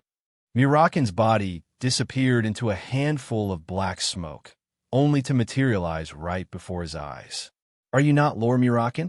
I've been told that the Black Dragon Murakin is the Runcandle clan's guardian. When Jean answered properly, Murakin stared at him and blinked several times. He felt like there was no need to stutter and act scared anymore. So I see. Those damned Runcandle bastards. So that's what you told your descendants. Huh. And it's not like I can take out my anger on this chestnut-sized kid. This is driving me crazy. Jean was relieved after hearing the dragon's reply. Looks like he's not completely merciless against children. Nevertheless, the murderous intent within the dragon's black eye reeds were an indication of his character. If Jean were in his original 28-year-old body, Murakin would have broken a limb or two without hesitation before continuing the conversation. But why on earth did the black dragon wake up now? It doesn't seem to be because I've been coming down here every day. Could there be some other reason? Maybe it's because of Sodaret's power? Spiritual power. The power of shadows. That was the only thing Jean could think of as the reason behind Murakin's awakening from his 1,000-year slumber. Jean didn't use spiritual power outside of special circumstances, but there was always a subtle amount of spiritual energy swirling around him, an amount that humans wouldn't be able to detect. Come to think of it, the contractors of gods generally have a guardian dragon by their sides, other than certain exceptional cases. Contractors of the god of flames, Shinu, receive the favor of fire dragons, while contractors of the god of wind, Meltsier, are favored by wind dragons. That was the reason why the Zipfel clan was slightly more advanced than the Runcandle clan. Officially speaking, the Zipfel clan has more than 100 dragons under their command. Who knows how many more they have behind the scenes? While this was just Jin's hypothesis, depending on the outcome, this encounter between Jean and Murakin may be a once-in-a-lifetime opportunity. The only problem is that my theory may be wrong. Moreover, I've never heard of a dragon whose attribute is similar to shadows. The current patriarch of the Zipfel clan is Keliark Zipfel, the contractor of the god of flame Shinu. They say that he is very close with the fire dragon Kaden. The contractor of the god of wind Meltsier is the current second-in-command of the Zipfel clan, and is famous for handling a wind dragon. According to these two examples, dragons try to look for contractors who have a similar attribute as them. However, Jean had never heard of a story associating Sodaret with a dragon. Even during his conversations with Sodaret in his first life, the topic of Murakin was never brought up. Let's test it out for now. Thankfully, this isn't the worst-case scenario. If Murakin had truly woken up due to Jin's spiritual energy, then there was nothing for him to be afraid of. SSSSSSD. Murakin suddenly took in a deep breath, just like a dog who got a whiff of something delicious, or a heavy smoker who finally managed to light a cigarette. Anyways, this child isn't to blame for any of that. This energy smells nice. For some reason, it makes me feel great. What's your name, kid? It's Jean Runcandle, Lord Murakin. Good. Jean, you say? Honestly, I couldn't care less about your name. You're a Runcandle, right? Then lead me to Sodaret's contractor right away. Sodaret's contractor? That's right. This deep energy. Only the contractor could have such strong spiritual energy. I just hope this contractor isn't as rude as Timar, that son of a bitch. Timar Runcandle, the name of the first patriarch. Jean almost accidentally cried out in joy. It seemed his second life was going to be smooth sailing. To think that his earlier questions and concerns would be answered and resolved so quickly. It's certain now. He woke up because of the spiritual energy, Moreover, his reaction. It means that I'm the one in power in this relationship. Sniff, sniff, sniff. Murakin was now completely ignoring Jean. He closed his eyes and focused on sensing the energy. Meanwhile, Jean pondered for a moment. Should I tell him I'm the contractor? Or should I say that I don't know what he's talking about? The first option would be preferable. With the first option, Jean would be able to order Murakin around like a servant in the future. The second option would be a lot more troublesome. If Jean acted ignorant, the dragon would tell him to bring an adult to the clan. And if Jean did bring an adult down here, he would have to explain how this situation occurred in the first place. In that scenario, he would have to kiss these peaceful days goodbye. He wouldn't be able to transcribe any more books. Moreover, his fateful encounter with Murakin would have amounted to nothing. Whoosh! A small ball of energy that danced like flames appeared on Jin's palm. Sniff! HM! Oh, it's like my mind is getting clearer. Huh? Murakin savored the energies sent before opening his eyes. Immediately, he couldn't hide his surprise. It seems that I'm the contractor you're looking for, Lord Murakin. Why you? Impossible. This is madness. Sodaret made a contract with a kid like you. Murakin began to retreat in fear. He almost fell down from tripping on his own feet as the panic in him began to grow. This is crazy. Unacceptable. Oi, Sodaret. You're listening, right? Did you finally go batshit? Explain yourself. While Murakin was freaking out, Jean created a second cluster of shadows on his other hand. My father told me that this power was given to me by the being who brought shadows into this world. Ugh. Thump. Murakin fell on his behind and looked up at Jean. Silence ensued. Jean wanted to continue their conversation, but the mood wasn't right. He couldn't bring himself to do so when he saw Murakin's composure fall apart in real time. Denial, anger, doubt, fear, surrender. His expressions were changing in that exact order.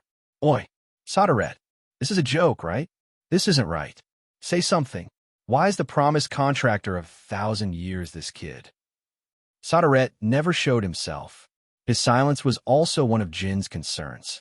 Back when they had made their contract, the two used to chat like good friends. But ever since right before his death, Sodaret never spoke to Jin again to this day. In any case, it seemed Murakin needed some time to accept this reality. However, he was a dragon. Despite his short temper and wicked personality, he was still a dragon who had lived for thousands of years. He had a keen insight, along with an indomitable spirit that wouldn't despair at unexpected situations. Murakin soon ended up accepting this absurd situation. That was the most he could do right now. Sigh, kid, yes. It seems that you're the individual with whom I must adjust my breath, as according to my promise with Sodaret. A dragon's breath. A dragon had personally declared as such to Jean, and it was Murakin, the black dragon the first patriarch had defeated, to boot. Back when he was a magician, his heart used to beat so loudly whenever he heard rumors of magicians fighting side by side with a dragon. Jin's nose began to itch as his emotions intensified. He couldn't control the heat rising to his face in excitement, so he ended up lowering his head. By adjusting your breath, you mean? Sigh, you're still too young to understand the details, and I'm not in the right mind to explain it to you right now. Jean silently nodded at his answer. First and foremost, as a friend of Sodaret's, allow me to formally introduce myself to Sodaret's contractor. Whoosh! A heavy wind blew in the room.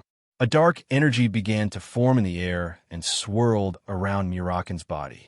He was transforming into his dragon form. The dark energy covering Murakin expanded like a cloud, and a huge black dragon that completely filled up the underground room entered Jin's vision. I am Murakin, Sodaret's proxy as well as his friend, the last descendant of the first being to be created from shadows. Following the 1,000-year promise, I shall be your lifelong partner from today onwards. State your name. A grandiose voice shook the room. The hot-tempered attitude from earlier was nowhere to be found. I am Jean Runcandle, 13th and final child of the Runcandles. Jean answered as he barely repressed his trembling heart. Fun. Every day is so fun. It's been about 6 months since the encounter with Murakin. Jean turned 8 years old and transcribed a total of 50 secret tomes. Today is the day the Tana twins leave the storm castle. Now no one will be bothering me for the next 2 years. Jean thought as he stared out the window, watching the servants pack the twins' luggage in the carriage. Ever since the day he pummeled them in the hallway and left them out by the bird's grave, the Tana twins never bothered him again. The servants delightfully call that incident the revenge of the bird, as they weren't very fond of the twins either. Jean wasn't the only one who was harassed by them in the past. But ever since that day, Jin's older brothers were obedient and would listen to his every word. He could order them around and treat them like servants, which was quite practical. However, the existence of their nanny Emma was disturbing. She would outright monitor Jean while pretending to be friendly with him. Within another few months, that shrewd woman would have tried to follow me when I'd go meditate at the grave. I can't have her discover that I've been going underground, so it's perfect that she's leaving now. To this day, Jean viciously ignored Emma and cut her off whenever she tried to approach him. Her true intentions were as clear as day. On the outside, she wanted him to get along with the Tana twins. But deep down, she was hoping for Jean to fall from grace and be trampled on by the twins. Emma's disturbing gaze will finally be no more. If something like this happens again in the future, I'll have to take action and deal with her. Until this day, Emma hadn't bared her fangs or backstabbed Jean openly. Despite that, Jean decided to give Emma a farewell gift that would haunt her for the rest of her life. Young master, you must go bid farewell to your brothers now. All right, Gilly, let's go. The two of them descended to the storm castle's courtyard. Under the constant downpour, the knights who had come to escort the Tana twins to the main house were standing in silence. 1 7-star guardian knight and 5 6-star guardian knights. They were all part of the Runcandle's main house. The twins were at the center, wearing relieved smiles as they would finally be distanced from their devilish brother. Elder brothers. Ah, yeah, Jean. Hey. As Jean spoke to them with a large grin, his brothers tensed up. Why are you so surprised? I'm just here to see you off. Thanks. Jean, I guess I won't be seeing you for another 2 years. That's too bad, isn't it? Despite not agreeing with him, the Tana twins furiously nodded their heads. After patting them on the shoulders, Jean then turned to Emma. Stay safe too, Nanny Emma. Thank you very much, young master. Could you bend down for a bit? Emma lowered herself to match Jin's eye level. He then approached her ear and whispered, Emma, I hope you act with a bit more caution at the main house.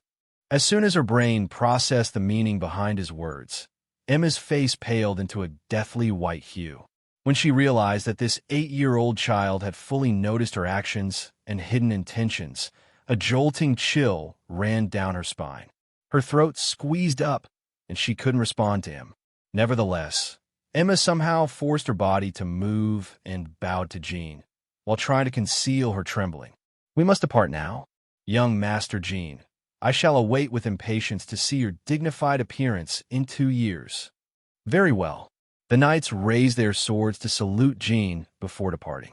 They then got on the carriage waiting at the bottom of MT Murakan and headed to the Runcandle main house, the Garden of Swords. Jean would also head there in another 2 years. Blasted kid, explain yourself already. An explanation that I can understand. The Storm Castle's underground area. Murakan expressed his frustrations to Jean as he grabbed the basket Jean had brought. The 8-year-old boy lightly brushed off his words and moved to the shelf. Ow! How can this be? Why is there only 1 strawberry pie in the basket? Are you looking down on the great Murakan? Murakan was angry because of a strawberry pie. Ah, geez. Be thankful you at least have 1 pie. I had to save some of my share. Do you truly believe a dragon would feel full from a single measly pie? Well, I didn't believe dragons could become furious because of strawberry pies, but now I do. The strawberry pie was the first gourmet food Murakan had eaten in 1,000 years. It was also the only food that could satiate his stomach, tongue, and mind in this underground chamber, since he was still trapped down here. Don't you feel full even without food, thanks to my spiritual energy? Enough with that nonsense of yours. You heartless brat. Don't you know that dragons are very picky gourmets? And not only am I unable to leave this stuffy place because of your circumstances, now you won't give me extra strawberry pies. Murakin hadn't left the underground chamber ever since his awakening. It was all for Jean. He needed to hide his connection with Murakin until he was strong enough, and Murakin also believed that was the correct choice. The underground chamber was only accessible to the flag bearers. If the clan learned that Jean had been sneaking down here in order to copy the secret tomes, Siren would most probably ask Murakin to take responsibility as well, even if he were the clan's guardian deity who had awoken from a 1,000-year slumber. In other words, Jean and Murakin were accomplices of the same crime. Huh, you and that gourmet tongue of yours. You're the one who said you didn't like any of the food I brought other than the pie. Do you think it's so easy to airlift strawberries to this storm castle? Jean also wanted to give a piece of his mind about this topic. Not only was there a constant downpour at the castle regardless of seasons, it was also located at the peak of Team Murakin. It wasn't a simple task to supply the castle with fresh strawberries. Moreover, this gourmet black dragon said that all the other food at the storm castle was trash and only asked for gilly strawberry pie. God damn it. Is this an era where people can't even eat strawberry pies properly? There are only 2 years left of this era you speak of, so finish eating that already. Let's begin training.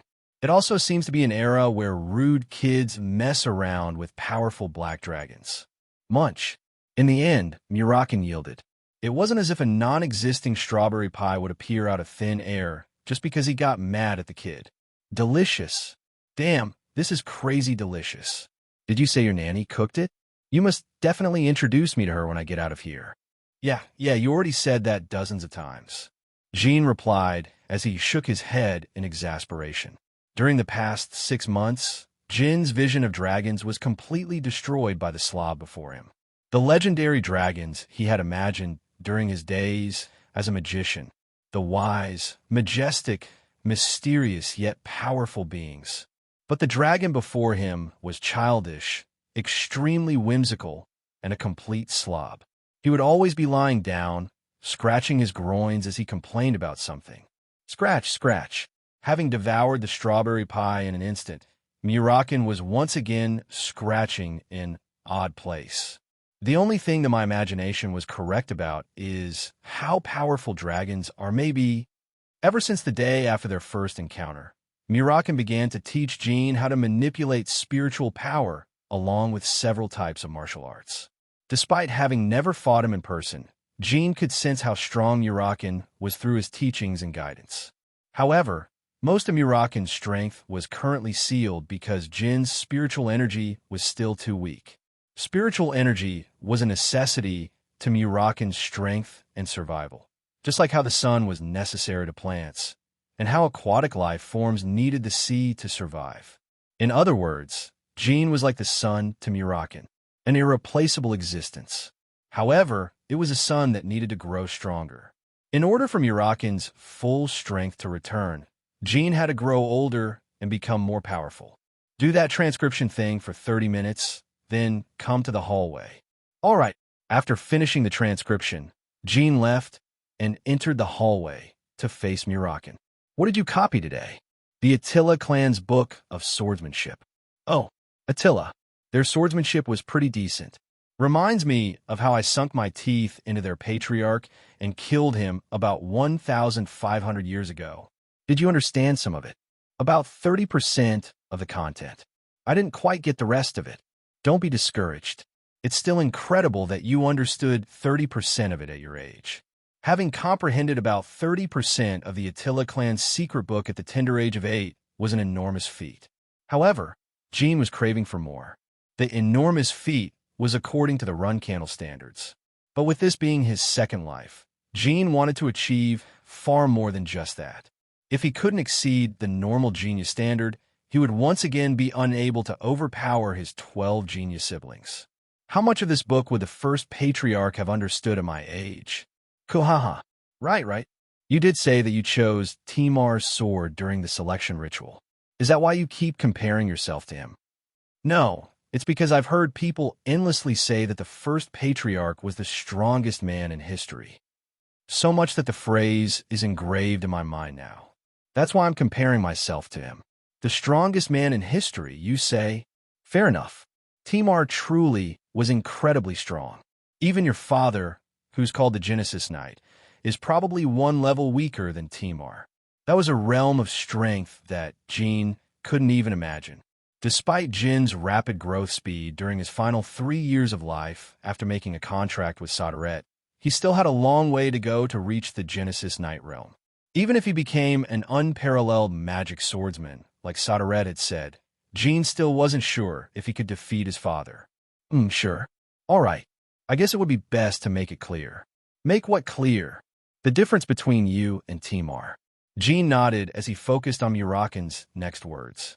At the age of 8, Timar would not have been able to understand a single sentence in that book. A short pause followed before Muraken continued speaking. But one's talents cannot always be measured by one's knowledge and understanding of swordsmanship. From what I've seen, you are quite gifted. In fact, you're like a genius that's born once every hundreds of years. However, you still can't compare to Timar. That's somewhat disheartening. I'm sure that your Genesis Knight father is far more gifted than you are. Then, will I never be able to overpower my father because of the disparity in our talents? To overpower his father. That was the reborn Jin's biggest and most ambitious goal.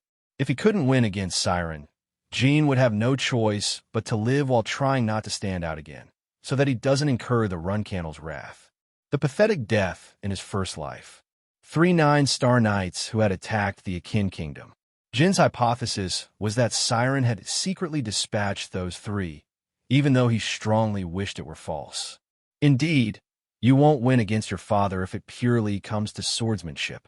If it purely comes to swordsmanship? That's right, you brat. Don't think that the world solely revolves around swordsmanship. You also have spiritual power and magic at your disposal. True enough.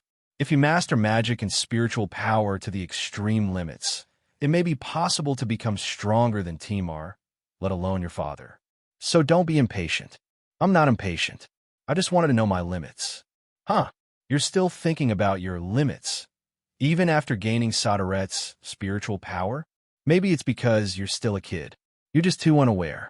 Saderet's nickname amongst the gods is the Infinite. Infinite. That's right, infinite. The potential you have is far greater than anyone else in the world. It's infinite, limitless. That's why, just focus on growing up for now. You have to leave this suffocating place and explore the world in order to experience life. In that case, what's today's training about? Releasing your spiritual energy. You can always learn the basics of martial arts later on. So from today onwards, till the day you leave the Storm Castle, you will only train your spiritual powers. Aside from aura and mana, there are some people in this world who wield other special powers, although they are few and far between. Amongst these special powers, spiritual power is the rarest of them all, and the beings who control spiritual power can be separated into 2 categories. Those who were born from Saderet, just like Muraken, and people who made a contract with the god, just like Jin. During his prime, Muraken could use spiritual power to fend off 5 9-star magicians simultaneously without having to escape. Jin couldn't even picture the dragon's full power. In other words, now that Saderet was refusing to show himself, Muraken was the perfect teacher for Jin. People like you and me who can use spiritual power can release spiritual energy. It's the first and last technique we need to know. First and last. It's a basic technique, yet also a lethal move. The principle is easy. It's similar to how a magician uses mana. When magicians reach the 3-star stage, they could release mana. In other words, if someone could release mana, they had reached the 3-star stage. Since Jin was a 5-star magician in his past life, releasing mana was a piece of cake for him. However, while Muraken knew that Jin had mana within him, he didn't know that the child had the knowledge and skills of a 5-star magician. Jin had yet to tell the dragon about his rebirth, and he wasn't planning on telling anyone from here on out. But as far as I know, magicians don't use mana release as a lethal move, do they? Just because they both use the word release and are similar in style doesn't mean mana release is on the same level as releasing spiritual energy. In any case, before you learn how to release spiritual energy, you must learn how to release mana first. How come? At Jin's question, Murakin simply shrugged. You need to begin with learning the easier techniques. Would you try to learn how to swing a steel sword when you can't even lift a wooden one? Uh-huh. Jin nodded as he grasped the meaning, despite his reluctance. He had already mastered how to release mana in his previous life, so he was feeling impatient. Oh well, I should just think of this as a revision. I haven't tried to release mana ever since my regression either, so this is a good opportunity. Once Murakin sat straight before Jin, he suddenly burst out in laughter. Ha! How amusing. I never would have thought I'd teach magic to a run candle child. If your father ever finds out about this, you and I are both as good as dead. Learning magic as a run candle signified treason. Most martial clans disliked magic, but not many of them despised the very thought of magic as much as the Run Candle clan. Ever since the death of the first patriarch, the Run Candles considered magic and its usage a taboo within the clan. The clan members' thought process was that if one learned magic, one wouldn't be able to reach the pinnacle of swordsmanship. In actuality, several magic swordsmen had appeared throughout history, but none of them achieved incredible feats. They slowly disappeared, and all traces of them vanished. It was the same for the magic clans. While magic clans didn't ban martial arts, they highly looked down upon the usage of aura. It was believed that aura would dirty and muddy the purity of mana. However, these beliefs were flawed. The true reason why the Run Candles had banned magic was due to a humiliating and disgraceful pledge made with the Zipfuls 1,000 years ago. During the era when Timar was still alive, the Run Candles were a clan of magic swordsmen. Back then, the Run Candle clan wasn't as famous as it was today, and history wasn't as distorted and fabricated. The only ones who were aware of this truth were Jin, the regressor and Sodaret's contractor, and Murakin, along with some key figures of the Run Candle and Zipful clans. My father will kill us when he realizes I learned magic from you. Not if he kills me before that, for secretly coming down here without authorization. Indeed, if what you've told me about your father is true, then I have no doubt he'd kill you. Since we are accomplices, let me tell you a secret before we begin training. The people around the world believe that despite being rare, magic swordsmen can never become truly powerful, right? They certainly do, oddly enough. Jin pretended to be ignorant, to which Murakin chuckled. That's all bullshit. It's a lie made up by those zipful morons who are far more evil than the Run Candles. While you need a precondition to achieve it, magic swordsmen are the ultimate powerhouses. Your clan was once a venerable and respected clan of magic swordsmen. Really? First time hearing this story. Are you not surprised? Murakin asked in a disappointed voice. Albeit belatedly, Jin let out a gasp and wowed at the dragon, who just shook his head at the child's terrible acting. Haha, nothing could ever top the surprise I felt the day I met you. Anyways, you said something about a precondition. Geez, you really aren't cute at all, kid.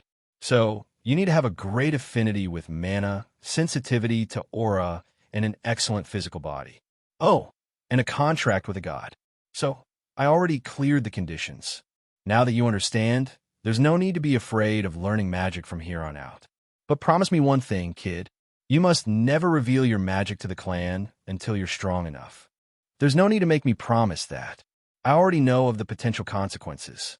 I've only just turned 8, and I don't plan on biting the dust anytime soon. Good. Then from now on, your objective in life is to stand at the summit, stronger than anyone else, in order to let me live comfortably and in luxury. Let's begin training now. First, let's try to stimulate and awaken your mana. In order to do that, you need to... Boom! Jin created a mana sphere the size of a walnut on top of his palm, and Murakin could only stare in disbelief. This crazy twat. What in the world? How could you do that in a second? You didn't even let me finish explaining. Jin also couldn't hide his surprise. He was planning on holding back and showing the dragon only the bare minimum in order to satisfy him, but had created the mana sphere subconsciously. It was more difficult to minutiously control the body of an 8-year-old compared to that of a 28-year-old. Moreover, he hadn't used magic in a long time, which was another cause of this mistake. Before Jean could come up with an excuse, Murakin clenched his fists tightly and stood up. I see, Soderette. I finally understand why you chose him as your contractor after 1,000 years. Kuhaha, he's really something. He's truly unbelievable. Kid, you make my heart beat so fast in excitement. The mistake seemed to have benefited Jean. In order to continue his childish act, Jean scratched the back of his head and wore an awkward smile. Is this something that impressive? Is that even a question? I've only ever seen 3 people succeed in creating a manosphere so early in their childhood. The first time was with the Zipful clan's first patriarch. The second was with the 4th patriarch. And finally you. Murakin began to recount the story of how the 1st and 4th Zipful patriarchs had achieved this feat at the tender ages of 5 and 7, respectively. However, Jean wasn't very inspired by the story, because he was the same as them. Jean, along with those 2 patriarchs, were all magic geniuses in its truest meaning. Before his regression, Jean had become a 5-star magician within 3 years. And since he had managed to make a contract with Soderette, Jean was potentially even more talented than those 2 acclaimed magicians.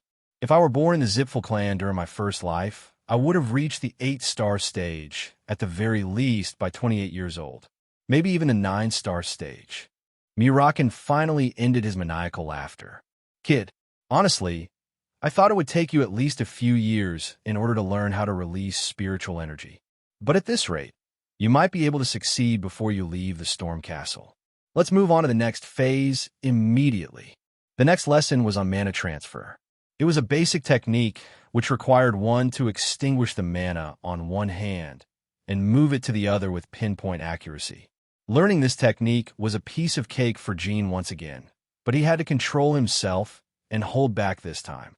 Now that Murakin held high expectations towards Jean, there was no need to increase it even further. Otherwise, Murakin's overwhelming yet unbearable expectations would become a burden to Jean and could come back to bite him later on in life. Additionally, even though his earlier mistake benefited Jean this time, the fact that he made the mistake was important and alarming. In order to gain the skills and techniques to control mana as proficient as his previous life, he had to train repeatedly, even for the basic techniques. Jean listened to Murakin's explanation and attempted to transfer the mana on his right hand to his left. I should fail on purpose for a while before succeeding. 10 minutes should be enough. 10 minutes later, Jean successfully transferred the mana on his right hand to his left accurately. Murakin then grinned widely. Droplets of sweat began forming on Jin's forehead. It was actually more difficult for him to purposefully perform an easy technique a lot slower, just like how lifting a heavy object slowly was more taxing compared to lifting it quickly. Good. Excellent work. If you manage to complete this procedure within 5 seconds, you should be able to release mana. In other words, you'll have become a 3-star magician. How long do you think it will take me to achieve that? Jean asked as he wiped his sweat away. 2 years. Hearing the answer, Jean decided that achieving it in 1 year would be convincing enough. Having finished the calculations in his mind, Jean nodded to the dragon. Good. Then practice mana transfer for a bit more, and then head back up for today. And just in case, don't practice within the castle when I'm not with you. All right. After training for another hour, it was time for Jean to return to the surface. As he packed up his notebooks and the basket, Murakin lied back down on the floor, scratching his groins. Also, kid, when you come by tomorrow, make sure to fill that basket to the brim with strawberry pies. Otherwise, I'll make sure you know of the consequences. Murakin warned Jean as he began walking away. The strawberry pie you ate earlier was the last of it. Do you have any idea how many strawberries you ate during the past 6 months? God damn it. Then bring me another type of pie your nanny bakes.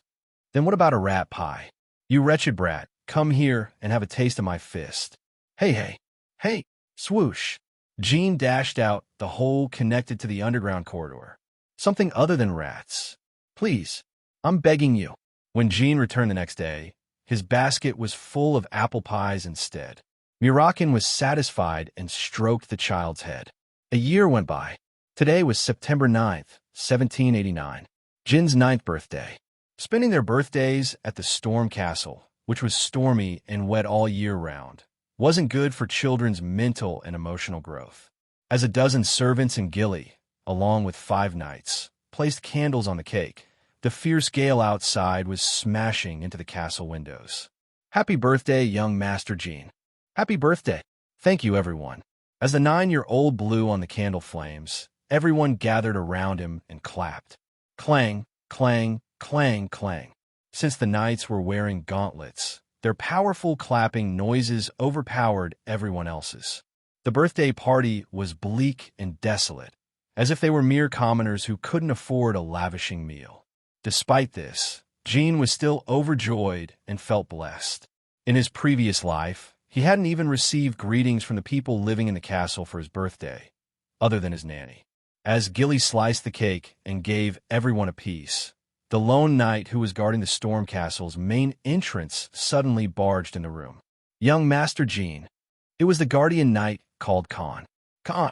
There weren't many situations in which Khan would dare to run within the castle hallways. Jin's intuition told him that someone from the clan's main house had come to visit. "The eldest lady has come to visit, elder sister Luna," Jean exclaimed as he stood up. Jin's eldest sister, Luna Runcandle, the firstborn of Siren Runcandle's 13 children. It was a well-established fact that she was the strongest out of all the siblings. At her current age of 28, she became a 9-star knight, which proved the previous assumption. However, despite her strength and fame, she never participated in the Runcandle's War of Succession, a hideous and unsightly competition for the throne, in Jin's first life, and always moved on her own. She's not the type of person to come congratulate her younger sibling on his birthday. Why is she here? Jean ran to the window and looked outside. Luna was taking large strides as she walked up the stairs leading to the Storm Castle. On her back was her emblematic sword, the enormous axe sword, Crantle. Luna and Jean had an age gap of 19 years, which was to no surprise as they were respectively Siren and Rose's first and last children. With such a large age gap, there are many cases where the older sibling dotes on the younger one. But that wasn't the case for Jean in his first life. And so, with Luna's sudden visit, Jean was more panicked than joyful. "This is somewhat concerning. Has my eldest sister ever shown interest in our other siblings as well?" Despite rummaging through his memories, Jean couldn't remember a similar event in the past. The nickname the public used to call Luna was the White Whale. She was aloof, distant, and hard to get in touch with, just like the white whale in the myths. And since there was only a single white whale in the world, the nickname also reflected her antisocial tendencies. "Greetings to the eldest lady. Greetings to the eldest lady." The knights who were gathered for Jin's birthday all ran outside and shouted in unison. Even though she had yet to enter the castle, the servants in the dining room also began to bow in advance. "Let's head downstairs to welcome my sister, Nanny." Gilly was dumbfounded and staring into nothingness. Having the opportunity to meet the clan's eldest child was rare, yet extremely nerve-wracking. "Ah, yes, young master." Jean and Luna came face to face in the central hall. It was the child's first time seeing his eldest sister ever since the selection ritual. Dazzling silver hair, porcelain-like skin, and deep eyes that appeared to pierce through everything in their vision.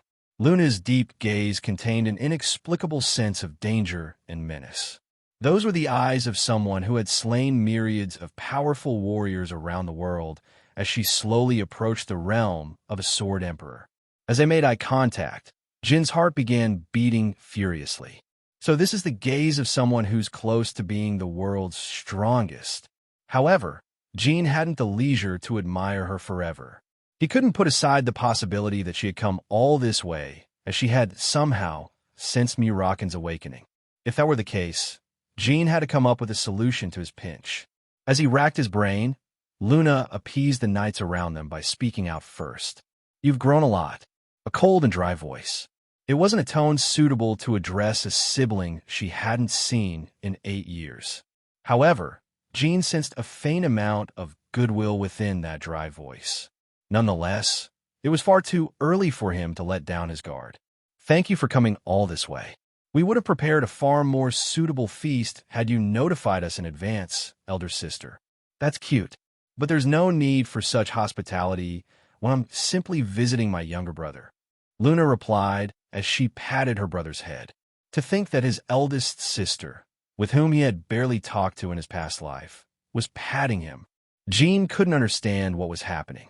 Just why? Why? Why is she acting like this? The same question kept repeating itself in his mind. When Siren had come to visit, everything occurred as he had predicted, but he just simply couldn't read through Luna's true intentions. However, just because it was difficult didn't mean he had to stop trying. No matter how incredible of a fighter she was, Luna was still a 28-year-old lady. As for Jean, this was his 37th year alive in total, so there was no need to feel pressured. That's true. There's no need for you to do that when you're merely traveling within Run Candle territory, elder sister. But honestly speaking, since I don't know you well enough, I was subconsciously feeling nervous and on edge. The hand that was stroking Jin's head froze. Gilly was bewildered by Jin's honest statement and made a dry cough. Even the knights around them were staring in disbelief. Silence ensued. The surrounding people were sweating buckets as they watched the siblings stare at each other. You were nervous? Yes, sister. Should I interpret that as you being uncomfortable around me? I'm not uncomfortable. It's just that since this is basically my first time meeting you. Another round of silence. The atmosphere around Luna was ambiguous. The knights and Gilly all thought that she would be furious, but it was the opposite. They could never have predicted the emotions they saw in the woman's deep ocean eyes. Sorrow, regret, and bitterness. Those were the emotions surfacing on Luna's face. You're right. I was being inconsiderate. You may be young, but you're still a run candle. How could I forget that? I'm sorry. Even Jean was taken by surprise by her reaction. Run Candle. This large clan of sword masters wasn't a family where siblings would support and love each other and sacrifice oneself for a brother or sister. Monitoring each other, stealing from each other, and dragging another down were the family traditions. Therefore, having heard Jin's explanation, Luna believed that the young child thought of her as an obstacle and a hindrance. That was the reason behind her sorrowful gaze. Everyone, give us some space. Actually, never mind. Can I ask your knights and Nanny to leave the hall, Jean? Luna bent down and matched her eye level with her brother's. Once Jean nodded, the knights and Gilly emptied the place. While he still couldn't read her true intentions, Jean believed that Luna didn't mean him any harm. My youngest sibling. Yes, sister. The reason I came looking for you so suddenly is because I have something I must tell you. And today happened to be your birthday as well. Jean let down his guard visibly. Something to tell me? Due to Father's interest in you, all of our siblings are keeping an eye on you. And seeing your attitude today, it seems I don't need to explain what that signifies. Every run candle was paying great attention to Jean, and it was to no surprise. It was widely known that Siren had come all the way to the Storm Castle last year in order to see his youngest child. Moreover, Jean had chosen Barasada during his selection ritual, so it would be weirder if they weren't keeping an eye on him. Yes, I am aware. You mean that once I leave the Storm Castle, our siblings will try to keep me in check, right? Luna removed the axe sword Crantle from her back and placed it on the floor. Thud! Despite her best attempt at being quiet, it still ended up creating a large echo in the hall. That's right. So you know already. You must have been on guard against me for that same reason as well. Jean didn't answer and stared back into Luna's deep blue eyes. But this is what I wanted to tell you. I truly hope, from the bottom of my heart, that you won't take part in this dirty family feud and let your happiness slip away from your grasp. Her words came crashing down on Jin's mind. Is this what eldest sister has been thinking all this time? Is this why she didn't participate in the bloody succession war in my past life? Being the strongest of the siblings, Luna could easily take the throne from their other siblings. However, Jean didn't find her true intentions absurd or hard to believe. Luna did indeed steer away from the bloody succession war before, so there was a speck of credibility in her words. He was simply surprised from hearing those words from the person herself. But Jean still felt some revulsion towards her mindset. If you don't want to see me be sacrificed by our other siblings during the succession war, then why didn't you say anything back in my first life? Was it because he held no value at all back then that she didn't bother warning him? Or was it because their other siblings didn't even consider Jean a dangerous opponent in the succession war? Such questions popped up in his mind, but they were not relevant in the situation at hand. Elder sister Luna. What is it? I'm very grateful for those words, but I do not intend on dropping out of the conflict. A polite yet resolute tone. I'm being genuine here. I'm not saying this because I fear you could surpass me, Jean. I'm also aware of that, elder sister. I can see your pure intentions, and I am very grateful for that. I never expected a sibling of mine to be worried about me, but I don't plan on changing my mind. Then could I ask the reason behind your decision? You may not know about this, but Jean took in a deep breath before continuing his story. There has already been an assassination attempt against me. I've never talked about it to anyone else, not even Gilly. And due to that incident, my fight has already begun. Technically speaking, it wasn't an assassination attempt, but rather a curse. However, the Bladed Illusion curse was no different to a death sentence for a child living in the Runcandle clan. Who dared to rumble? At her shout, aura began to pour out of Luna's body, expanding in the empty hall.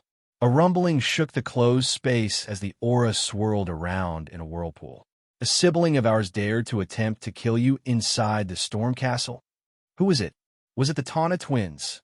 That, I cannot tell you. Despite his dry response, Jin's heart and chest felt warm and content from seeing Luna get enraged for his sake. But rather than being unwilling to tell you, I'm incapable of answering that question, as there are many things I'm unaware of as well. There was no need to continue this conversation. Luna could only accept the fact that her youngest brother was already far too involved in the family feud to break free now. As Luna tried to sort out her mixed feelings, Jean carefully approached her and hugged her around the neck. But I am extremely happy to have learned that not all of my siblings despise me and are after my life, elder sister. Jean, my brother, this saddens me so deeply. Who could have thought that the famous white whale was such a sweet and tender sister? Jean no longer thought of her as a terrifying 9-star knight, but instead considered her a mere human being who was suffering within this messed-up family. Please don't be so dejected. After their conversation inside the hall, Luna stayed at the castle for another 2 hours before leaving. Jin's bleak and desolate birthday was brightened by his sister's presence. I never knew there was such a kind side to my eldest sister, Jean thought to himself as he touched the pendant around his neck. It was Luna's birthday present for him. She told me to break the gem on the pendant when I'm in a critical situation I can't deal with. If he broke the deep blue gem on the pendant, Luna would be sent to Jin's location just once. She had obtained this artifact after killing a demon a while ago. Oh kid, that thing around your neck. Isn't that demonic beast King Orgul's pendant? It is. Damn, you got yourself a priceless birthday present. Dozens of monarchs and rulers lost their lives trying to obtain that pendant 1,000 years ago. Demonic beast King Orgul? Who's that? An incredible demon from back in the days. I could recognize that at a glance. I imagine you received it from the person with the powerful aura I sensed earlier. Damn. You basically have an extra life now. Congrats, kid. Murakin was aware of the pendant's effects. I can see that it's an amazing artifact. But Murakin, did you say powerful aura? You felt that from down here. Of course I did, Brad. I may have lost a lot of my strength, but I'm still a dragon. Who was it? I first thought it was your father, but seeing how they noticed me and still left without making a fuss, I imagine it was someone else. What? Wait a second. My eldest sister noticed you. The bewildered Jean asked back. Haha, so that aura's owner was your sister? I see that this clan is still as crazy powerful as ever. I was even thinking of grabbing you and running away if things went south. Well, seeing how she gave you Orgul's pendant, I don't think your sister will tell the other clan members about us. Today was a great day, so you think my sister will just let it pass? I bet 100 apple pies on that.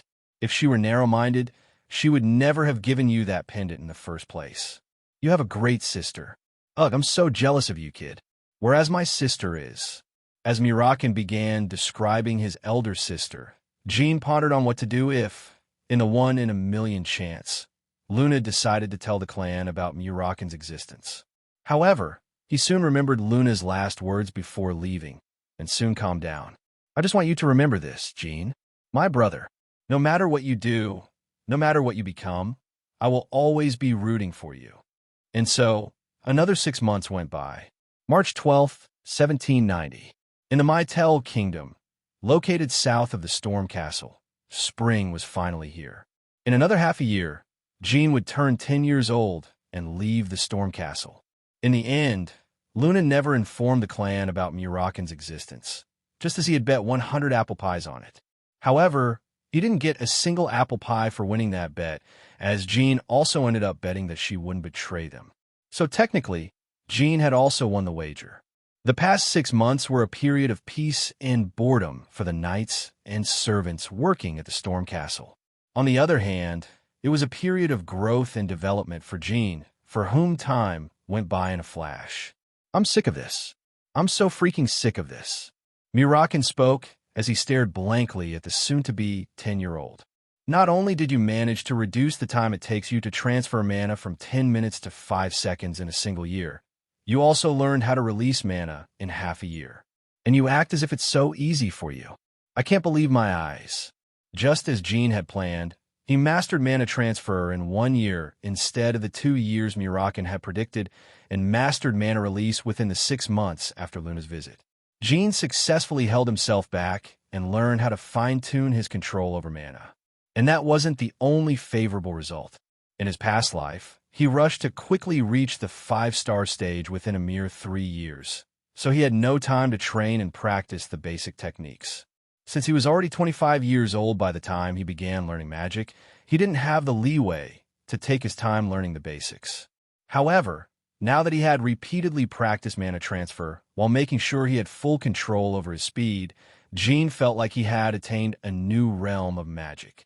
It was like the difference between sprinting and taking a slow stroll.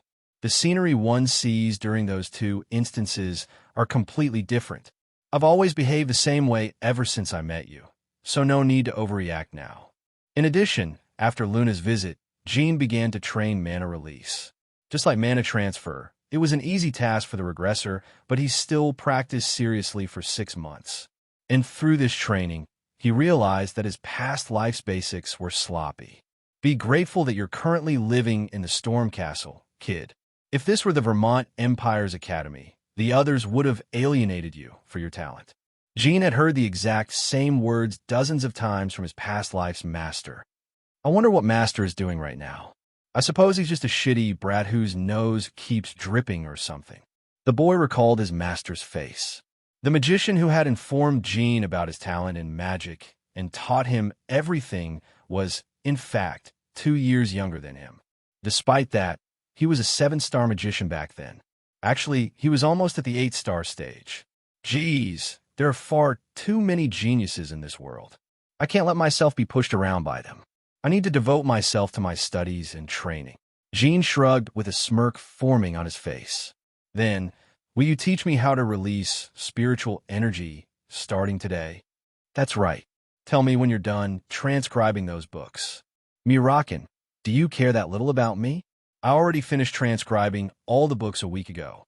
Except for the ones Jean didn't need, he had fully copied the contents of all the secret tomes that were only available to the clan's flag bearers. He still couldn't understand every notion and idea explored in the books, but Jean would slowly realize their meanings in the future as his swordsmanship got better. All that was left for him to do before leaving the Storm Castle was to learn how to release spiritual energy. When Mirakin first mentioned this technique, he never imagined Jean would be skilled enough to start learning it before leaving the castle. The dragon had only told Jean about the technique in order to motivate him to train harder, but it seemed that Mirakin had underestimated the child. He would be at Jin's mercy until they left the castle. All right, that's true.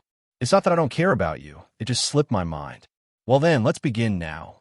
With a serious tone, Mirakin sat down with his back straight, and Jean followed suit. I'm warning you in advance, but releasing spiritual energy isn't a technique you can quickly master. It'll take longer than it did for mana transfer and release. I know, so don't be impatient.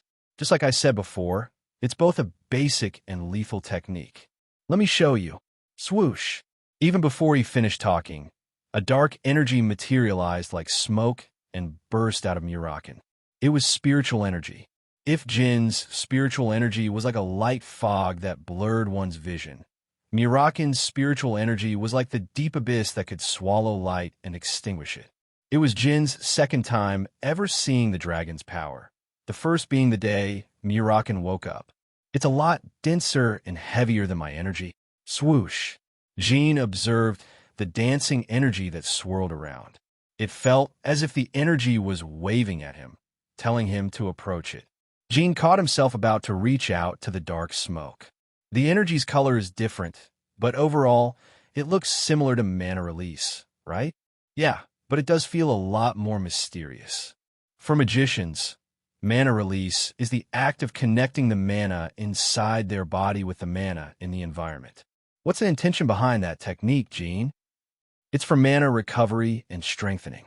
That's right. By releasing mana, the body is open to accepting the outside mana. Then, you can use the outside mana in order to recover your own, or to strengthen the magic spell you're about to cast. Releasing spiritual energy is more or less the same, but there are a few differences. What are they? Releasing spiritual energy isn't connecting your energy to the energy in your surroundings. It's connecting the natural energy around you to your inner energy. So, it's the other way around? It was somewhat difficult to understand this notion. The aura and magic inside, humans behave like rivers. The water in rivers always flows towards the open sea. Rivers are never bigger than seas or oceans. They're offshoots of the sea that branch out into the land. However, it was the opposite for spiritual energy. Shadows. Murakin spoke out as he waved his hand to disperse the smoke covering half of his appearance. Spiritual power is derived from shadows. In that case, where do shadows come from? It was a simple and short question, yet it was full of divine subtlety. I imagine that they come from Sadaret. It's not I imagine. All shadows in this world unambiguously originate from Sadaret. He's the master of all shadows around the world, and you are his one and only contractor. Murakin voiced powerfully as he continued. In other words, you can also become the master of all shadows around the world. The countless offshoots around the world called shadows would gather to a singular point. To the sea. To Jin Runcandle. That was the theory behind spiritual energy release. Murakin's spiritual energy began to swirl in countless tiny vortices, no bigger than plums. They then suddenly fused and created a bright and colorful pattern. Pay close attention to what's about to happen. Jin focused all his senses and observed his surroundings. It felt like time had slowed to the speed of a crawl as he tried to see what change the energy release would bring. What on earth? Jin could only gasp in shock when he noticed a big change. Near the glass coffin, behind Murakin, were several candlesticks and torches. The shadows of these light sources in the underground chamber extended like long streams of water and began flowing towards Murakin's energy whirlpool. Jin turned back to observe the other objects in the room, and the same phenomenon was affecting the bookshelf shadow. Soon, a sudden dizziness struck the child. A powerful sense of dissociation encroached upon him. He could feel the damp sweat in his tightly clenched fist. An urge to take several steps backwards rose in him. Is this an illusion? As soon as such thoughts came to mind, Jin shook his head to clear his mind. However, the phenomenon occurring before him was no illusion. The shadows of the objects in their surroundings were indeed gathering towards Murakin. It looked like a supernatural spectacle. The overwhelmingly menacing aura around Murakin made Jin's hair stand on end. It was as if not a single existence in this world could ever kill the being before Jin. And Jin instinctively realized that he couldn't let this threatening aura crush his spirit. According to Murakin, the ones who should be trembling in fear were the shadows. Because one day, Jin would be the one wielding that dark and terrifying power. Murakin smirked at the sight of fear dissipating from the child's eyes. Good. That should be the attitude of the promised contractor of 1,000 years. Swoosh! The shadow vortex soon halted its movement, and the rivers of shadows returned to their respective positions. Having gone through an intense experience about the extent of this power, the usual peaceful and calm scenery around him somewhat felt pleasing, unlike before. It was like the night had passed, or maybe like a festival had finally ended. The last stream of shadow reached its original object, and the oppressive atmosphere had completely vanished. Gene was sweating buckets, but wore a refreshing smile as he pulled his drenched shirt away from his chest. How was it? Incredible. Is that all? You do realize that was the great Murakin's killer blow, right? It was like you had complete control over day and night inside this room. Murakin nodded, seemingly satisfied by Jin's spontaneous comment. Day and night. I haven't heard that expression in a long while. People love associating users of spiritual power with those kinds of words and expressions since ancient times. Things like ruler of the night or creator of darkness in daylight. They're pretty childish, honestly. Yeah, that's so embarrassing. I know, right? And ruler of the night is a nickname that holds so many misconceptions and prejudices. For your information, people used to call me that around 2,000 years ago. Actually, it's technically not wrong to call me that. Wahaha! Is this dragon seriously saying such cheap jokes in front of child?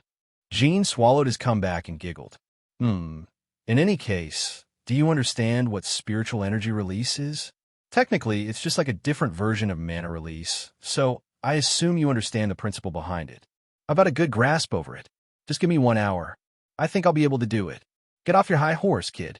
Like I said earlier, releasing spiritual energy isn't something you can master in a short period of time. I know that. I didn't mean I could master the technique with your level of proficiency in an hour, but I think I could at least manage a small energy release. You know, like how the simplest of sword slashes performed by a novice and a sword master can be completely different. Exactly. That's why I said that spiritual energy release is both a basic and lethal move. Then, what level of mastery was the technique you showed me just now? Around intermediate level. Maybe a bit above intermediate. Intermediate. Gene was sure of himself.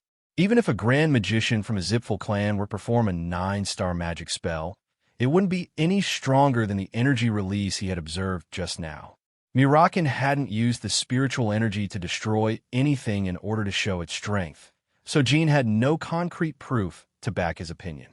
However, even if he didn't see its destructive power with his own eyes, he could accurately sense the spiritual power superiority over 9-star magic. If you fully master this technique, you could even completely annihilate an army of 1 million in an instant. Having the shadow taken away from a life form is synonymous to death. Crack! A couple of torches placed in the corridor suddenly broke apart and fell to the floor. And having the shadow taken away from an object is synonymous to destruction. Gene couldn't hide his shock and blankly stared at the broken torches. Still, damn it, I did my best to hold back so that nothing would get destroyed. So why did those torches break? We'll have to fix those before leaving the castle. What a pain in the ass. Crack, crack. The torches weren't the only things that broke down. The stone parts of the glass coffin Murakin was slumbering inside had large fissures across them. Fuck. A deep sigh escaped the dragon's mouth as he frowned. He now had small chores to do while waiting for Gene from here on out. Orgel's pendant, the phoenix heart, and the manuscript of the secret tomes. These were the physical gains Gene had obtained during his stay in the Storm Castle. And according to Murakin's explanation, Gene could use the pendant to summon Luna once. Moreover, the artifact's effect also provided him a powerful immunity against 5-star or lower attack spells. Additionally, the pendant could amplify the effects of magic buffs cast on its user. 2 years have already passed since Gene ate the Phoenix Heart, but it had yet to be fully absorbed by his body. 1 month after he ate the heart, Gene tested how much his body had absorbed its effects every day by placing his finger on a candle flame. Lady Mary would be very proud of you if she were here, young master. And sure enough, Gene placed his index finger above a candle flame today as well. The flame that touched the tip of his finger had absolutely no effect on it. Jean felt no burning sensation. It was as if he had placed his finger in warm water. Gilly was thrilled by this sight and slowly approached the young boy. Gilly, it's also my first time seeing the effects of the Phoenix Heart. And as your nanny, I'm overjoyed to know that the beneficiary of the heart is you, young Master Jean. A wide smile drew on Gilly's face. Jean truly believed that amongst the nannies working for the Runcandle clan, she was the most honest and sincere. If my knowledge from when I was a magician doesn't betray me, I seem to have absorbed around 50% of the heart. Should he absorb 100% of the heart, Jean would be able to withstand a fearsome firestorm that could burn down an entire castle, let alone a candle flame. In other words, Jean would be near perfectly resistant to all flames that don't contain mana. To put another way, Jean wouldn't be fully resistant against flames generated with magic. Needless to say, unless it's a high-rank fire magic spell cast by a 6-star or higher magician, they wouldn't be able to break through the heart's flame resistance effects. However, there's another reason why the Phoenix Heart is considered such a crucial item amongst magicians. If I fully absorb the heart, I won't be restricted when I summon a phoenix in a few years. The flames that are constantly swirling around the mystical beasts, known as phoenixes, generally have the force of 5-star spells. So whenever a phoenix flaps its wings, it's no different from having 5-star fire magic being shot out constantly. And unfortunately, these flames can also injure the magician who summoned the phoenix. So even if someone were to become a 6-star magician, it would be difficult to summon and use a phoenix unless they have a high resistance against flames. In other words, one had to eat a phoenix heart to have complete control over a phoenix familiar and make full use of it. I can't wait. To this day, Jean was far more interested in magic than in swordsmanship. Before his regression, the last 3 years of his 28 years of life were far more enjoyable than the initial 25.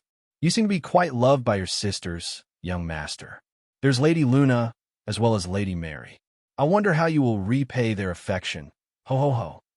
Jean nearly snorted from hearing Gilly's words. He couldn't help but laugh to himself when he remembered the stories about Mary Runcandle from his past life, along with her unique personality. I'm sure that Mary gave me the Phoenix Heart to speed up my growth, so that I can challenge her later on in life. That was how Jin's third sister's mind functioned.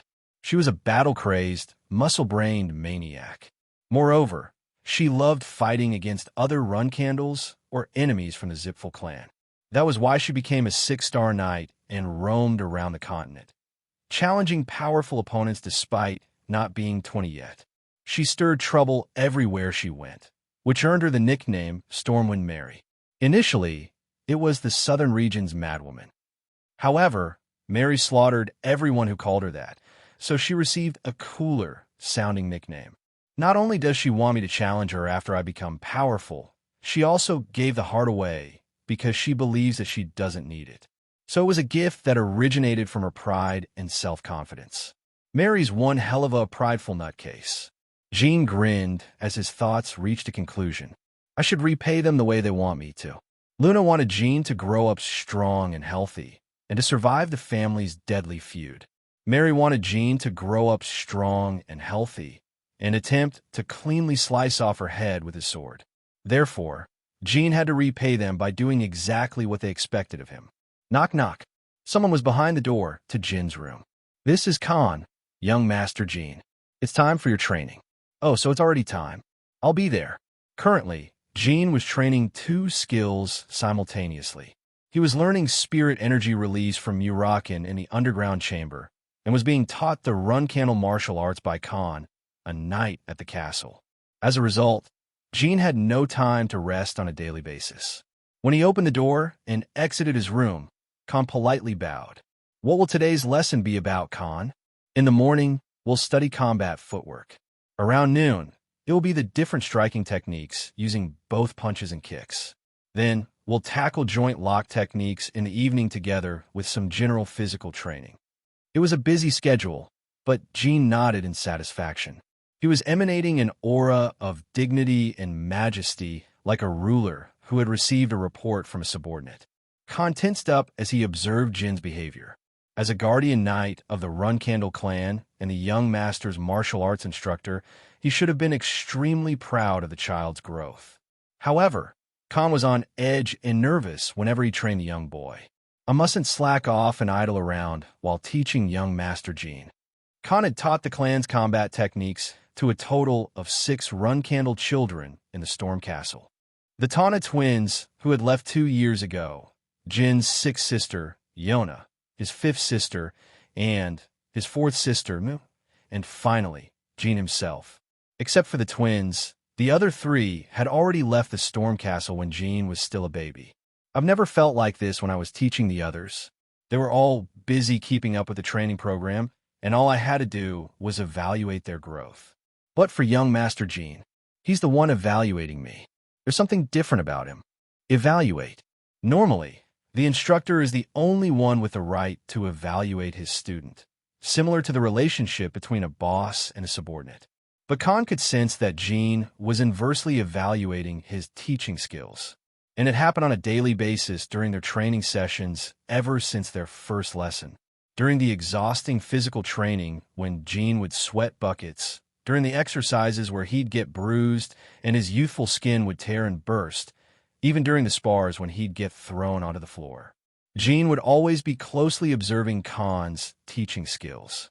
This was a first for Khan. However, he didn't find it unpleasant or uncomfortable.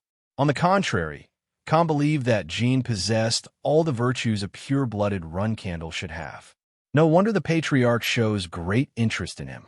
I mustn't let down my guard today as well. Khan focused his attention as a flame of enthusiasm sparked in his eyes. He and Jin then moved to the training grounds inside the castle. Young Master Jin, speak freely, Khan. It's a great honor to be able to instruct you, young master. I promise to provide you the best possible training regime and guide you to the best of my abilities in the next few months, until your 10th birthday. I appreciate your thoughts. I'll be in your care until then. It was only after the combat training session had ended that Jin could go visit Muraken, despite his complete exhaustion. He then practiced the spirit energy release technique under the dragon's guidance. Today was a grueling and demanding day, but still a joyous one. Kia, Muraken let out a cry of excitement and amazement. Jin wondered how many times Muraken had been astonished already. According to a quick calculation, it was over 20 times during the past hour. Are you that happy, Muraken? Muraken turned his head back and stared at Jin. Is that even a question, kid? I can finally get out of this boring and stuffy place. And it's tomorrow. 2 years have passed since the Tana twins left the castle. But for Jin, the 2 years went by in a flash. He had countless more things he wanted to learn and practice, so he would have loved to stay for a few more years. He's right. Up until the day I met him down here, I also found every day boring as hell in this castle. He had graduated from Khan's combat lessons 10 days ago with his instructor's recognition, and he had achieved double the progress Muraken had expected Jin to accomplish when it came to spiritual energy release. In the clan's history, there was not a single Run Candle who had achieved as many feats as Jin during their stay in the Storm Castle. Normally, the only training the Run Candle children could receive at the castle was combat training. Thus, it was to no surprise that Jin was the highest achiever ever. However, the boy in question was still not satisfied. I wanted to reach 5-star in mana and 2-star in spiritual energy before leaving the castle. Oh well, I guess I was being too impatient. He was, indeed, being impatient. Even in the entire world's history, there was not a single individual who had gained such powers at the age of 10. Stay calm. Don't rush. My achievements so far are already impressive enough.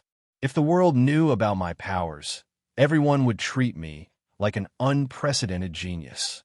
Today was October 30th, 1790. Tomorrow, the Run Candle clan's guardian knights would arrive to escort Jin back to the clan's main house, the Garden of Swords. By the way, if you leave this place, what do we do about your empty coffin, Muraken? It'll be fine. Those who come down here will just read those books and won't notice that I'm not inside. How will they not notice it? Even though you fixed that glass coffin, the insides are still empty. Kuhaha. Your knowledge of magic is still lacking if you're worrying about such things, kid. Sheesh, fine. Then tell me what your fail-safe plan is. I just need to create an illusion of myself lying down inside the coffin using draconic magic. Holy cow, you could do that? Gene almost spontaneously shouted that out, but barely held himself back. According to his knowledge, illusion magic couldn't recreate elaborate images. Who do you think I am? I'm a dragon. Moreover, the shadow dragon. Creating an illusion like that is as easy as blowing my nose into your shirt. Amazing. Is it possible to maintain the illusion over a long period of time? That might be harder, even for me. Oh well, what other choice do we have? I'll just do my best to sustain it for as long as possible until you grow old enough to protect yourself. So be grateful, all right? Respect and revere me. All right, kid. That's exactly why I brought you a little special something today. As Jean opened up the basket, stars shone in Muraken's eyes. The basket was filled to the brim with strawberry pies. Gilly had made them using the Mytel Kingdom's first harvest. As strawberry pies. My strawberry pies. Jean grinned as he watched Muraken wolf down the pies before him. He then took out a few bottles from the cloth bag that usually held his notebooks. Those bottles. Don't tell me. Is that alcohol? Yep. Since today's our last day here, I stole some without letting my nanny know. So you do have some humanity left in you, kid. My time spent educating you is worth it. He was such an easy dragon to manipulate. The next day, around lunchtime, 2 knights from the Runcandle main house came to the castle. There were fewer escorts compared to the time the Tawna twins left the castle, but both escorts were 7-star knights this time around. Young master, you must steel yourself now. From here on out, your every desire won't be fulfilled. It will be difficult for me to bake you strawberry pies all the time, too. Gilly spoke in a solemn tone as she stared directly into Jin's eyes. The main house won't be as tranquil and peaceful as our days here. You must keep that in mind. Jin's days at the Storm Castle were rarely tranquil and peaceful due to his constant training sessions, but he adjusted his attitude to this serious atmosphere. I know. Don't worry, Gilly. I'll keep that in mind. I will faithfully assist you to the best of my abilities out there, young master. Well then, let's go. Guardian Knights Jerome and Holtz greet young Master Jean. The 2 of us will safely escort you to the Garden of Swords. The knights from the main house politely saluted the young boy. A steel, horse-drawn carriage was waiting for them at the bottom of the mountain. Later, during the night, a group of unidentified assailants attacked the steel carriage belonging to the Runcandle clan. Jin's days at the Storm Castle were accompanied by constant rain. However, once they descended the mountain and reached the bottom, the scenery was white. It was the Mytel Kingdom's first snowfall. Moreover, a heavy snowfall. Within hours, the snow had piled up to knee level. Due to this pure, white landscape, the carriage had to slow down its pace. The knights Jerome and Holt got off and began to sweep the snow in their way with their swords. We should take refuge in a village nearby and wait for it to stop snowing, young master. Even if we were to reach the capital without stopping, we wouldn't be able to use the transfer gate due to the snow. You're right. We got no choice. Although this was Jin's first time seeing snow in a long while, he wasn't particularly excited about it due to their grave circumstances. A carriage advancing slowly, and a snowfall that seems to be attempting to swallow the entire world whole. Jean was flipping through his notes, the transcripts of the secret tomes at the Storm Castle, in order to kill time. But in the middle of the night, swoosh, neigh dash. Suddenly, the 2 horses pulling the carriage screamed out in horror. The 3-star magic spell, Icicle Shot, had pierced the horses' flanks. The carriage shook as if it were about to flip over, and in the next second, the coachman was killed by the same spell. We're being attacked. Please stay inside the carriage. Young master. It's an attack. Jerome and Holt shouted out loud. Immediately, Gilly covered Jean with her body and observed the situation outside. The usual gentle and kind gaze was nowhere to be seen. Her eyes appeared to be burning with rage as she showed fierce killing intent. We'll be all right, young master. You have me and 2 7-star Guardian Knights to protect you. No need to worry. A calm and relaxed voice. Jean had seen Gilly behave like this a couple of times in his past life. It would happen every time the run candles got attacked and Jean was in danger. There are around 20 assassins. They seem to be composed of magicians and warriors, but we cannot eliminate the possibility that they have archers with them. I have yet to determine whether there are 7-star or higher enemies. Gilly reported her own observations of the situation. The run candle nannies were all 7-star or higher warriors. Before long, Gilly's weapon, a claw, revealed itself from within her sleeve and gave off a sharp glow. What a mess. An attack as soon as we left the storm castle? Who are they? Although Gilly was trying to reassure Jean, he was far more composed than the nanny was. Fear due to the sudden attack? There was no way that was possible. He had 3 7-star combatants by his side protecting him, and if the worst was to come, he could use Orgel's pendant. As long as the pendant was with him, he could definitely survive any threat a single time. If they're willing to attack a run candle carriage, these attackers aren't nobodies. Since the knights couldn't detect them beforehand, there must be at least a 6-star magician amongst them. Jean was calmly evaluating the situation outside. The carriage wasn't attacked after those first few spells, and I can hear weapons clashing in the distance. In other words, the enemies were hiding in the distance, and Jerome and Holt went after them to counterattack. As his thought process reached that conclusion, Jean realized that something was wrong. Gilly. Yes, young master. Jerome and Holtz. Those two weren't sent by the clan. Or they're traitors. Young master, what are you talking about? Everyone at the Storm Castle knows of their faces, including me. They're definitely Jerome and Holt of the clan. Even Jean knew of their faces. He had come across them a few times in his past life. Nevertheless, Jean had his reasons for treating them as imposters or traitors. Gilly. The guardian knights of the clan never leave the run candle children unattended like this, even if the nannies are with them. One of those two should have stayed next to the carriage. But Jerome and Holt both went out to engage the enemies. They're either traitors or imposters. Gilly checked the situation outside through the window. Just as Jean had remarked, Jerome and Holt had left their positions as soon as the attack began. Crack!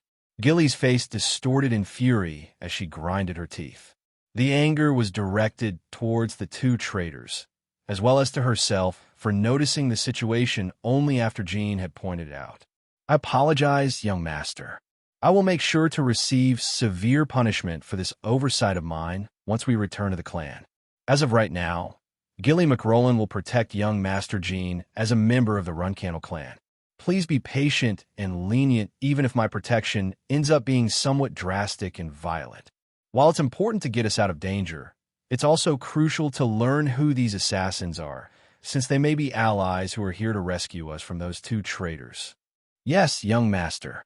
I will not bring dishonor to the clan. Slash. Gilly suddenly swung her claw diagonally while still being seated. The steel carriage was cleanly bisected and easily fell apart. Jean could now see the sky from inside the carriage. She then immediately carried her young master and jumped out of the metal, running like an arrow flying with the wind. Since the traitors had prepared the carriage, there could have been hidden features to prevent them from escaping. Therefore, the nanny had to be quick in order to avoid all the potential traps. Due to the darkness of the night and the heavy snow, their visibility wasn't any better outside. All they could see was some flashes and sparks about 200 meters away from them. Since the both of them left to fight the attackers as soon as the battle began, they must have judged that they couldn't stop the enemies alone. If the opponents that Jerome and Holt were fighting against were Jin's allies, then the boy and the nanny were about to be saved. But Jean couldn't discard the possibility that the attackers were, in fact, other enemies who had different goals than the two traitors. Nevertheless, Gilly carried the boy and ran towards the battlefield. Find Jean, Runcandle. Team 3. Block the one on the left. The voices of those who had attacked the carriage. At a closer look, Jerome and Holt were fighting on equal ground against 20 or so opponents. Young master, why did you leave the carriage? This place is dangerous. Please return to the carriage for now. Jerome and Holt shouted towards Jean when they noticed him. Shut it, you dirty, treacherous bastards. On whose orders are you two here? How dare you attempt to kidnap the young master? Gilly wrapped Aura around her claw and glared furiously. The face of the two traitors distorted visibly, and smiles began forming on the attackers' faces who had surrounded the 7-Star Knights. That woman is Gilly McRolin. Jean Runcandle's presence has been confirmed. All men prioritize the protection of Jean Runcandle.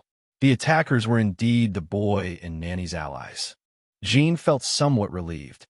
If Gilly joined forces with them, he wouldn't have to break Orville's pendant in order to activate it. The battle came to a sudden standstill with Jin's arrival. During this short moment in time, the boy scanned the armors and robes of his presumed allies. A leaf and a black grebe. It's the Yuta clan and the Black King mercenaries. The Yuta clan was a clan of magicians in the Mytel kingdom, whereas the Black King was a group of mercenaries that could be considered one of the strongest mercenary groups out there. Since there was only a single black grebe on their crest, it seemed that it wasn't their most elite troops. Nonetheless, each mercenary was in the 5-star realm, and the Yuta magicians seemed to be masters of their craft. So they aren't traitors, but imposters. The horses and coachmen were killed with the icicle shots due to a failed preemptive attack. Having surveyed his allies and observed their strength and numbers, Jean came to a sound conclusion. If Jerome and Holtz were truly 7-star knights, they could have easily decimated the 25-star attackers, particularly in the darkness and heavy snowfall, where everyone's vision is restricted. However, despite the battle having lasted for a long while, there were no visible casualties amongst the assailants. In other words, Jerome and Holtz weren't true 7-star knights from the Runcandle clan.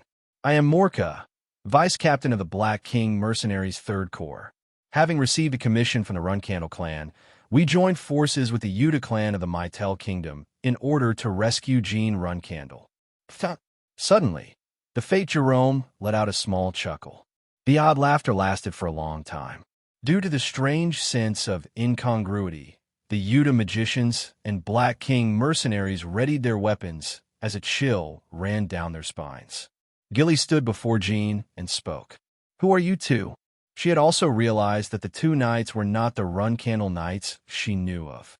Just like Jean, she was aware of the might and strength that true 7-star knights held. Keck, what stupid question, Gilly McRolin. We have nothing to say to a mutt who licks the boots of the Runcandles. The fake Holtz also let out a sickening chuckle and repositioned himself. They didn't seem to be willing to give more information. What should I do, young master? Jean answered Gilly's questions without an ounce of hesitation. Kill one of them and cut the arms of the other before you bring him to me. Your wish is my command. You may be powerful, Gilly McRolin, but you shouldn't underestimate us. Morka of the Black King Mercenaries. I shall leave the young master in your care for 30 seconds. Gilly ignored the fake Jerome's retort and addressed Morka. The vice captain immediately ran before Jean with his men and formed a line of defense. I haven't seen a 7-star knight's battle in a long while. As Jean thought to himself, Gilly had already shot towards the two imposters. As she flashed across the snow-filled landscape, the air tore as a sonic boom blasted. She was a speeding arrow. The mercenaries and magicians couldn't believe that one could reach such speeds by running on this thick layer of soft snow. Rip-dash. The 3-pronged claw tore through the fake Jerome's neck. The imposter couldn't even react to the nanny's speed. He only noticed his incoming death when his head touched the snow. The fake Holtz, who was next to Jerome, turned around in order to find Gilly's figure, who had shot past them. However, he couldn't follow her movements with his untrained eyes. As he tried to retaliate by swinging the sword in his hand, thump! The sound of his right arm and sword falling into the snow reached his ears. Oh! Slash! Swoosh dash! The fake Holtz somehow managed to avoid Gilly's follow-up dance of fury a couple of times. However, that was his limit. Without his right arm, his unbalanced body couldn't properly follow his mind's orders. Before long, Gilly's claw cleanly cut off her enemy's left arm. 7 seconds. Barely 7 seconds had passed since her involvement in the battle. Gilly used the remaining 23 seconds to stop the blood pouring out of the victim's wounds. She cut off the dead Jerome, S long hair to tie up Holt's S armless stumps. The mercenaries and magicians couldn't help but watch the phenomenon occurring before them in astonishment. As such a powerful woman is merely a nanny. She's in a whole different realm compared to us. On the other hand, Jean was wearing a satisfied smile. I have carried out your command, young master. Gilly dragged the fake Holtz behind her and walked towards the boy. As snow kept entering his mouth, the armless victim couldn't even scream in pain properly. Thud! Upon her arrival, she grabbed the imposter's head and anchored it firmly before Jin's feet. It seems like the one who was underestimating their opponent wasn't Gilly, but you too. If you were attempting to assassinate the Runcandle's youngest child, you should have sent 3 or 4 8-star knights instead. As Jean spoke in a cold tone, the fake Holt spat out. Cook. This is merely a warning. The era of the Runcandles is, coming to an end. That's actually something I look forward to. Jin's statement sparked surprise and confusion amongst the mercenaries and magicians. Because the era of the Runcandles will end, and the era of Jean Runcandle is about to begin. Glory to the Zipfuls. Oh, so you're a follower of the Zipfuls. I guess there's no need to take you back to the clan and torture information out of you anymore. Smash! Jean covered his fist in aura and slammed it down next to the imposter's head. He had learned how to wield aura through his martial arts classes with Khan. Release him. Men, kill him. No, I didn't mean it like that. Try your best to survive and return to your base in that state, Mr. Imposter. It'll teach your comrades a lesson. Well, this was a waste of time.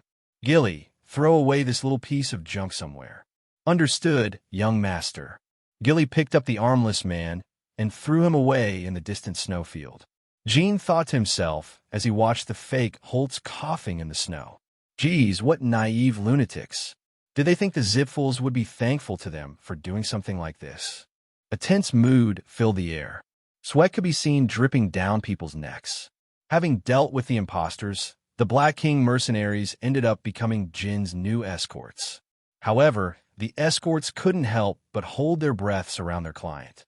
Now that the Yuta magicians had returned on their own, the mercenaries were the only ones left to take care of the terrifying kid. What kind of a 10-year-old boy acts like this? The vice captain of the Black King mercenaries' 3rd Corps asked himself, a question that all his men were also thinking. The Black King mercenaries.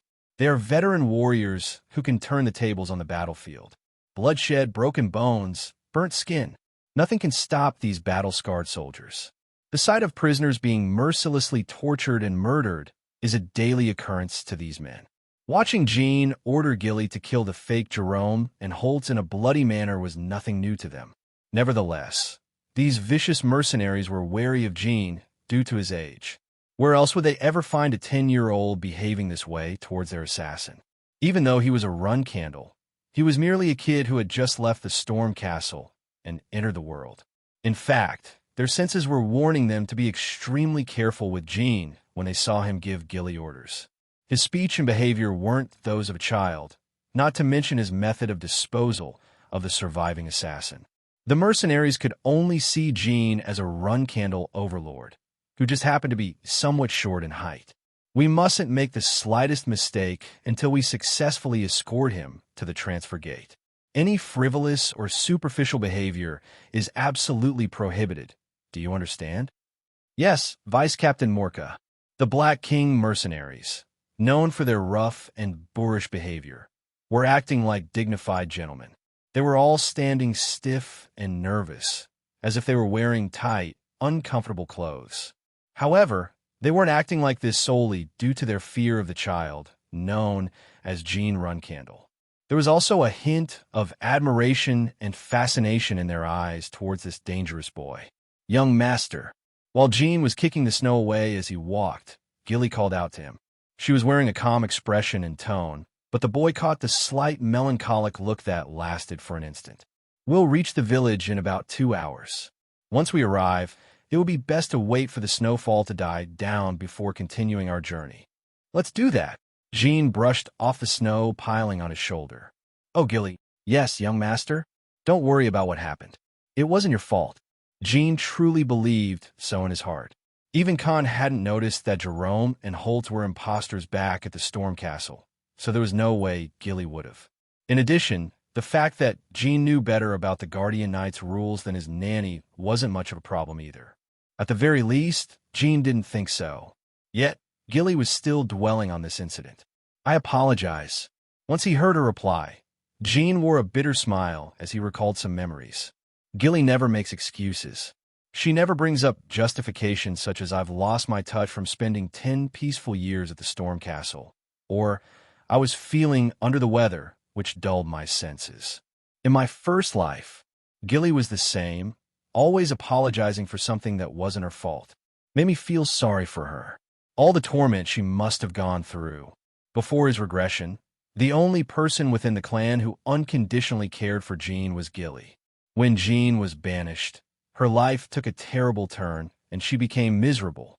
Nevertheless, Gilly never blamed her young master. Even when her 7-star aura was sealed and she was kicked out of the clan with Jean, she repeated the same sentence as today. "I apologize. Once we return to the main house, I shall accept any punishment for..." "Enough. I told you not to worry about it, didn't I? It's an order." Gilly lowered her head. "I understand. You may be my nanny, but you're also my lone guardian knight right now. If you continue brooding over a minor mistake which doesn't bother me, you won't be able to protect me to the fullest extent. I hope I won't have to repeat myself." Jean didn't want to talk to Gilly in such an overbearing manner, but it was the only way to get her to listen. In this life, it was his turn to protect his nanny. Even if Jean had to act cold-blooded at times, he had to make sure the harsh reality wouldn't crush her kind and warm heart. It was the boy's turn to lead his nanny to a better life. "Your wish is my command, young master," Gilly answered as she bit her lower lip. She was aware that Jin's indifferent tone was due to his goodwill towards her. Why did such a bright and intelligent young master have to get stuck with a dull and slow nanny like me? I should come to my senses and make sure no other troublesome matters bother the young master today. Becoming a person worthy of the young master. As she made a pledge to herself, Gilly tightened her fist and raised her head. Feeling relieved by her resolute face, Jean began to think about the assassins. The fake Jerome and Holtz. They were part of a radical group of Zipful followers and had perfectly disguised themselves, fooling everyone at the Storm Castle. It was impossible to create such a perfect disguise with magic. Transformation was a special privilege granted only to dragons, and even with that power, it was impossible to perfectly replicate and imitate another individual. In that case, how did the assassins recreate the knight's appearance without any imperfections? Once they verified the deaths of the real Jerome and Holtz, the Runcandle main house immediately dispatched the Black King mercenaries who were on standby in the Mytel Kingdom and began to investigate the identities of the imposters. However, Jean didn't expect them to discover anything. The entire world was crawling with followers of the Zipful clan. Blaming and executing them all would be impossible to achieve, both practically and politically. Moreover, revealing the assassination attempt on Jean and arranging a search warrant around the world would be unfavorable to the Runcandles. Therefore, the Runcandles will definitely do as usual. They'll find a random group of Zipful followers and punish them to make an example out of them and instill fear in the others. However, Jean already knew who the mastermind was. Bouvard Gaston. Technically speaking, he wasn't the mastermind but the culprit behind the excellent disguises. According to Jin's knowledge, Bouvard Gaston was the only person in this world who could successfully create a perfect transformation. By the time Jean turned 20, Bouvard's identity was revealed to the world. The Vermont Empire had dispatched a group of special forces in order to track down the unknown criminal behind the transformation crimes, and finally captured him after a 10-year pursuit. Jean still remembered how the news about the transformation criminal Bouvard spread around the entire world in his first life. In the future, people would come to learn about Bouvard. However, Jean was the only person who knew about him in his current life. His perfect transformations would be quite useful to have, if I win Bouvard over and make use of his skills. But Jean then shook his head. He's a complete lunatic. When Bouvard was imprisoned in Vermont, He wouldn't stop proclaiming that he's an artist and no criminal. It'd be best to get rid of him instead. At this point, he's already raised his blade against me. Bouvard was an existence that only created chaos in the world. Chaos for the sake of chaos. That was his inspiration and art style. Now that he had remembered everything terrible about this lunatic, Jean was starting to get a headache. Fortunately, there was no need for Jean to spend years searching for Bouvard. He already knew that Bouvard was pretending to be an ordinary citizen, and remembered the location of the fragmented workshop the artist was managing. We will arrive soon. If there is anything you need, please don't hesitate to tell my subordinates. As soon as one of Jin's escorts spoke to him, the morning sun began to rise. Jean had a simple meal composed of soup and eggs at the inn, before taking a rest in his room. Despite having trained his magic, spiritual arts, and martial arts at the Storm Castle, walking under heavy snowfall for several hours was still an exhausting task for a child's body. Meow, meow, meow. November 2nd, 1790. 3 p.m. The heavy snowfall lasted until noon, but completely vanished soon afterwards as if it had never existed. Now, a certain black cat was meowing. The cat was outside the third-floor window of an inn. Inside, it could see a certain boy quietly sleeping on the bed. The adorable little feline raised its front paw and began tapping on the window. It didn't look any different from your ordinary cheerful cat. Now awake, Jean sat up and rubbed his eyes. Having slept for several hours, his body now felt as light as a feather. Meow, meow. Noticing the change, the cat was now violently scratching the glass with both its front paws, as if it wanted to desperately get inside. Seeing the cat's behavior, a short snicker escaped the boy's mouth. Who would ever imagine that this ultra-adorable cat was actually the great black dragon Murakin? Damn, so cute. Should I tease him a bit? Jin's playfulness had activated.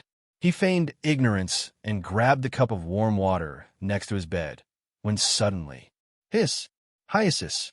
Murakin began to get impatient and irritated.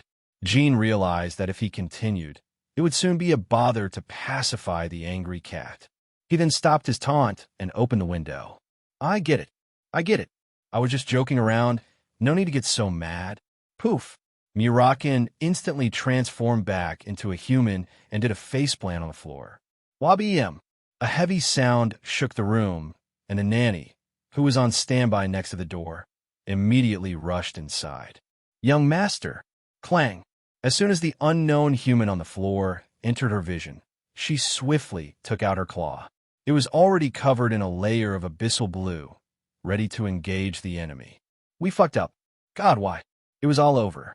An unexpected situation had completely foiled his plans and put him between a rock and a hard place. Before Jean and Murakin could utter any word, Gilly shot towards a man lying on the floor and pressed her claw against his nape. Who sent you? Speak before I tear you to shreds and slice you into 1,000 pieces. She mistakenly believed that Murakin was an assassin. There was not a single speck of hesitation in her mind. As he stood agape, Jean could feel something slowly escape his mouth. It was most probably his soul and his hope for the future. G. Gilly, please stay back, young master. He is an extremely skilled assassin.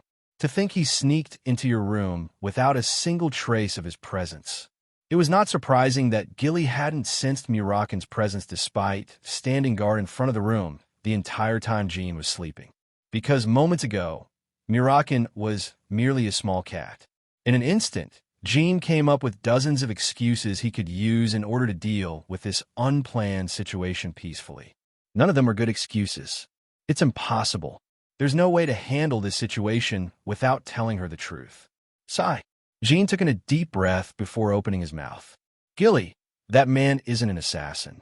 Retract your claw. The nanny's eyes opened wide. She then swiftly stood up and took a few steps back. Murakin, who had his arm twisted backwards until a few moments ago, was now coughing and writhing on the floor. Young master, who is... Once you've apologized properly, greet him with respect. He is the clan's guardian, Black Dragon Murakin. Gilly couldn't believe her own ears. This shabby-looking, pathetic man, who was still grunting on the floor, was the great black dragon Murakin.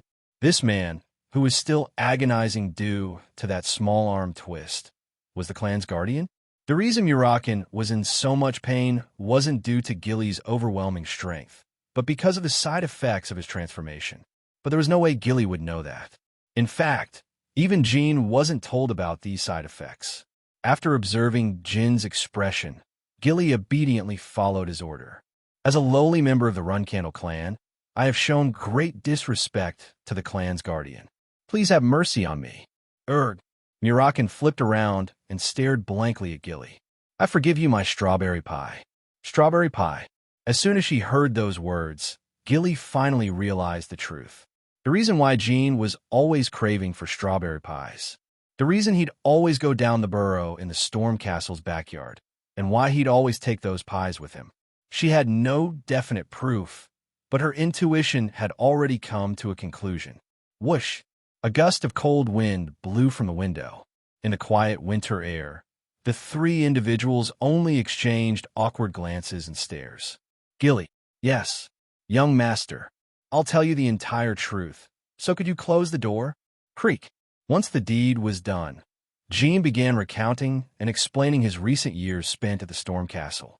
Although he didn't mention his regression, he did tell her about his transcription of his secret tomes and about his status as Soderet's contractor. Surprisingly, Gilly stayed calm and composed during Jin's story. She did, however, nod intensely during the entire time. So now, you're also an accomplice. I cannot let the clan know about Murakin's awakening, nor about my connection with him yet. I'll be in your care from now on, Strawberry Pie.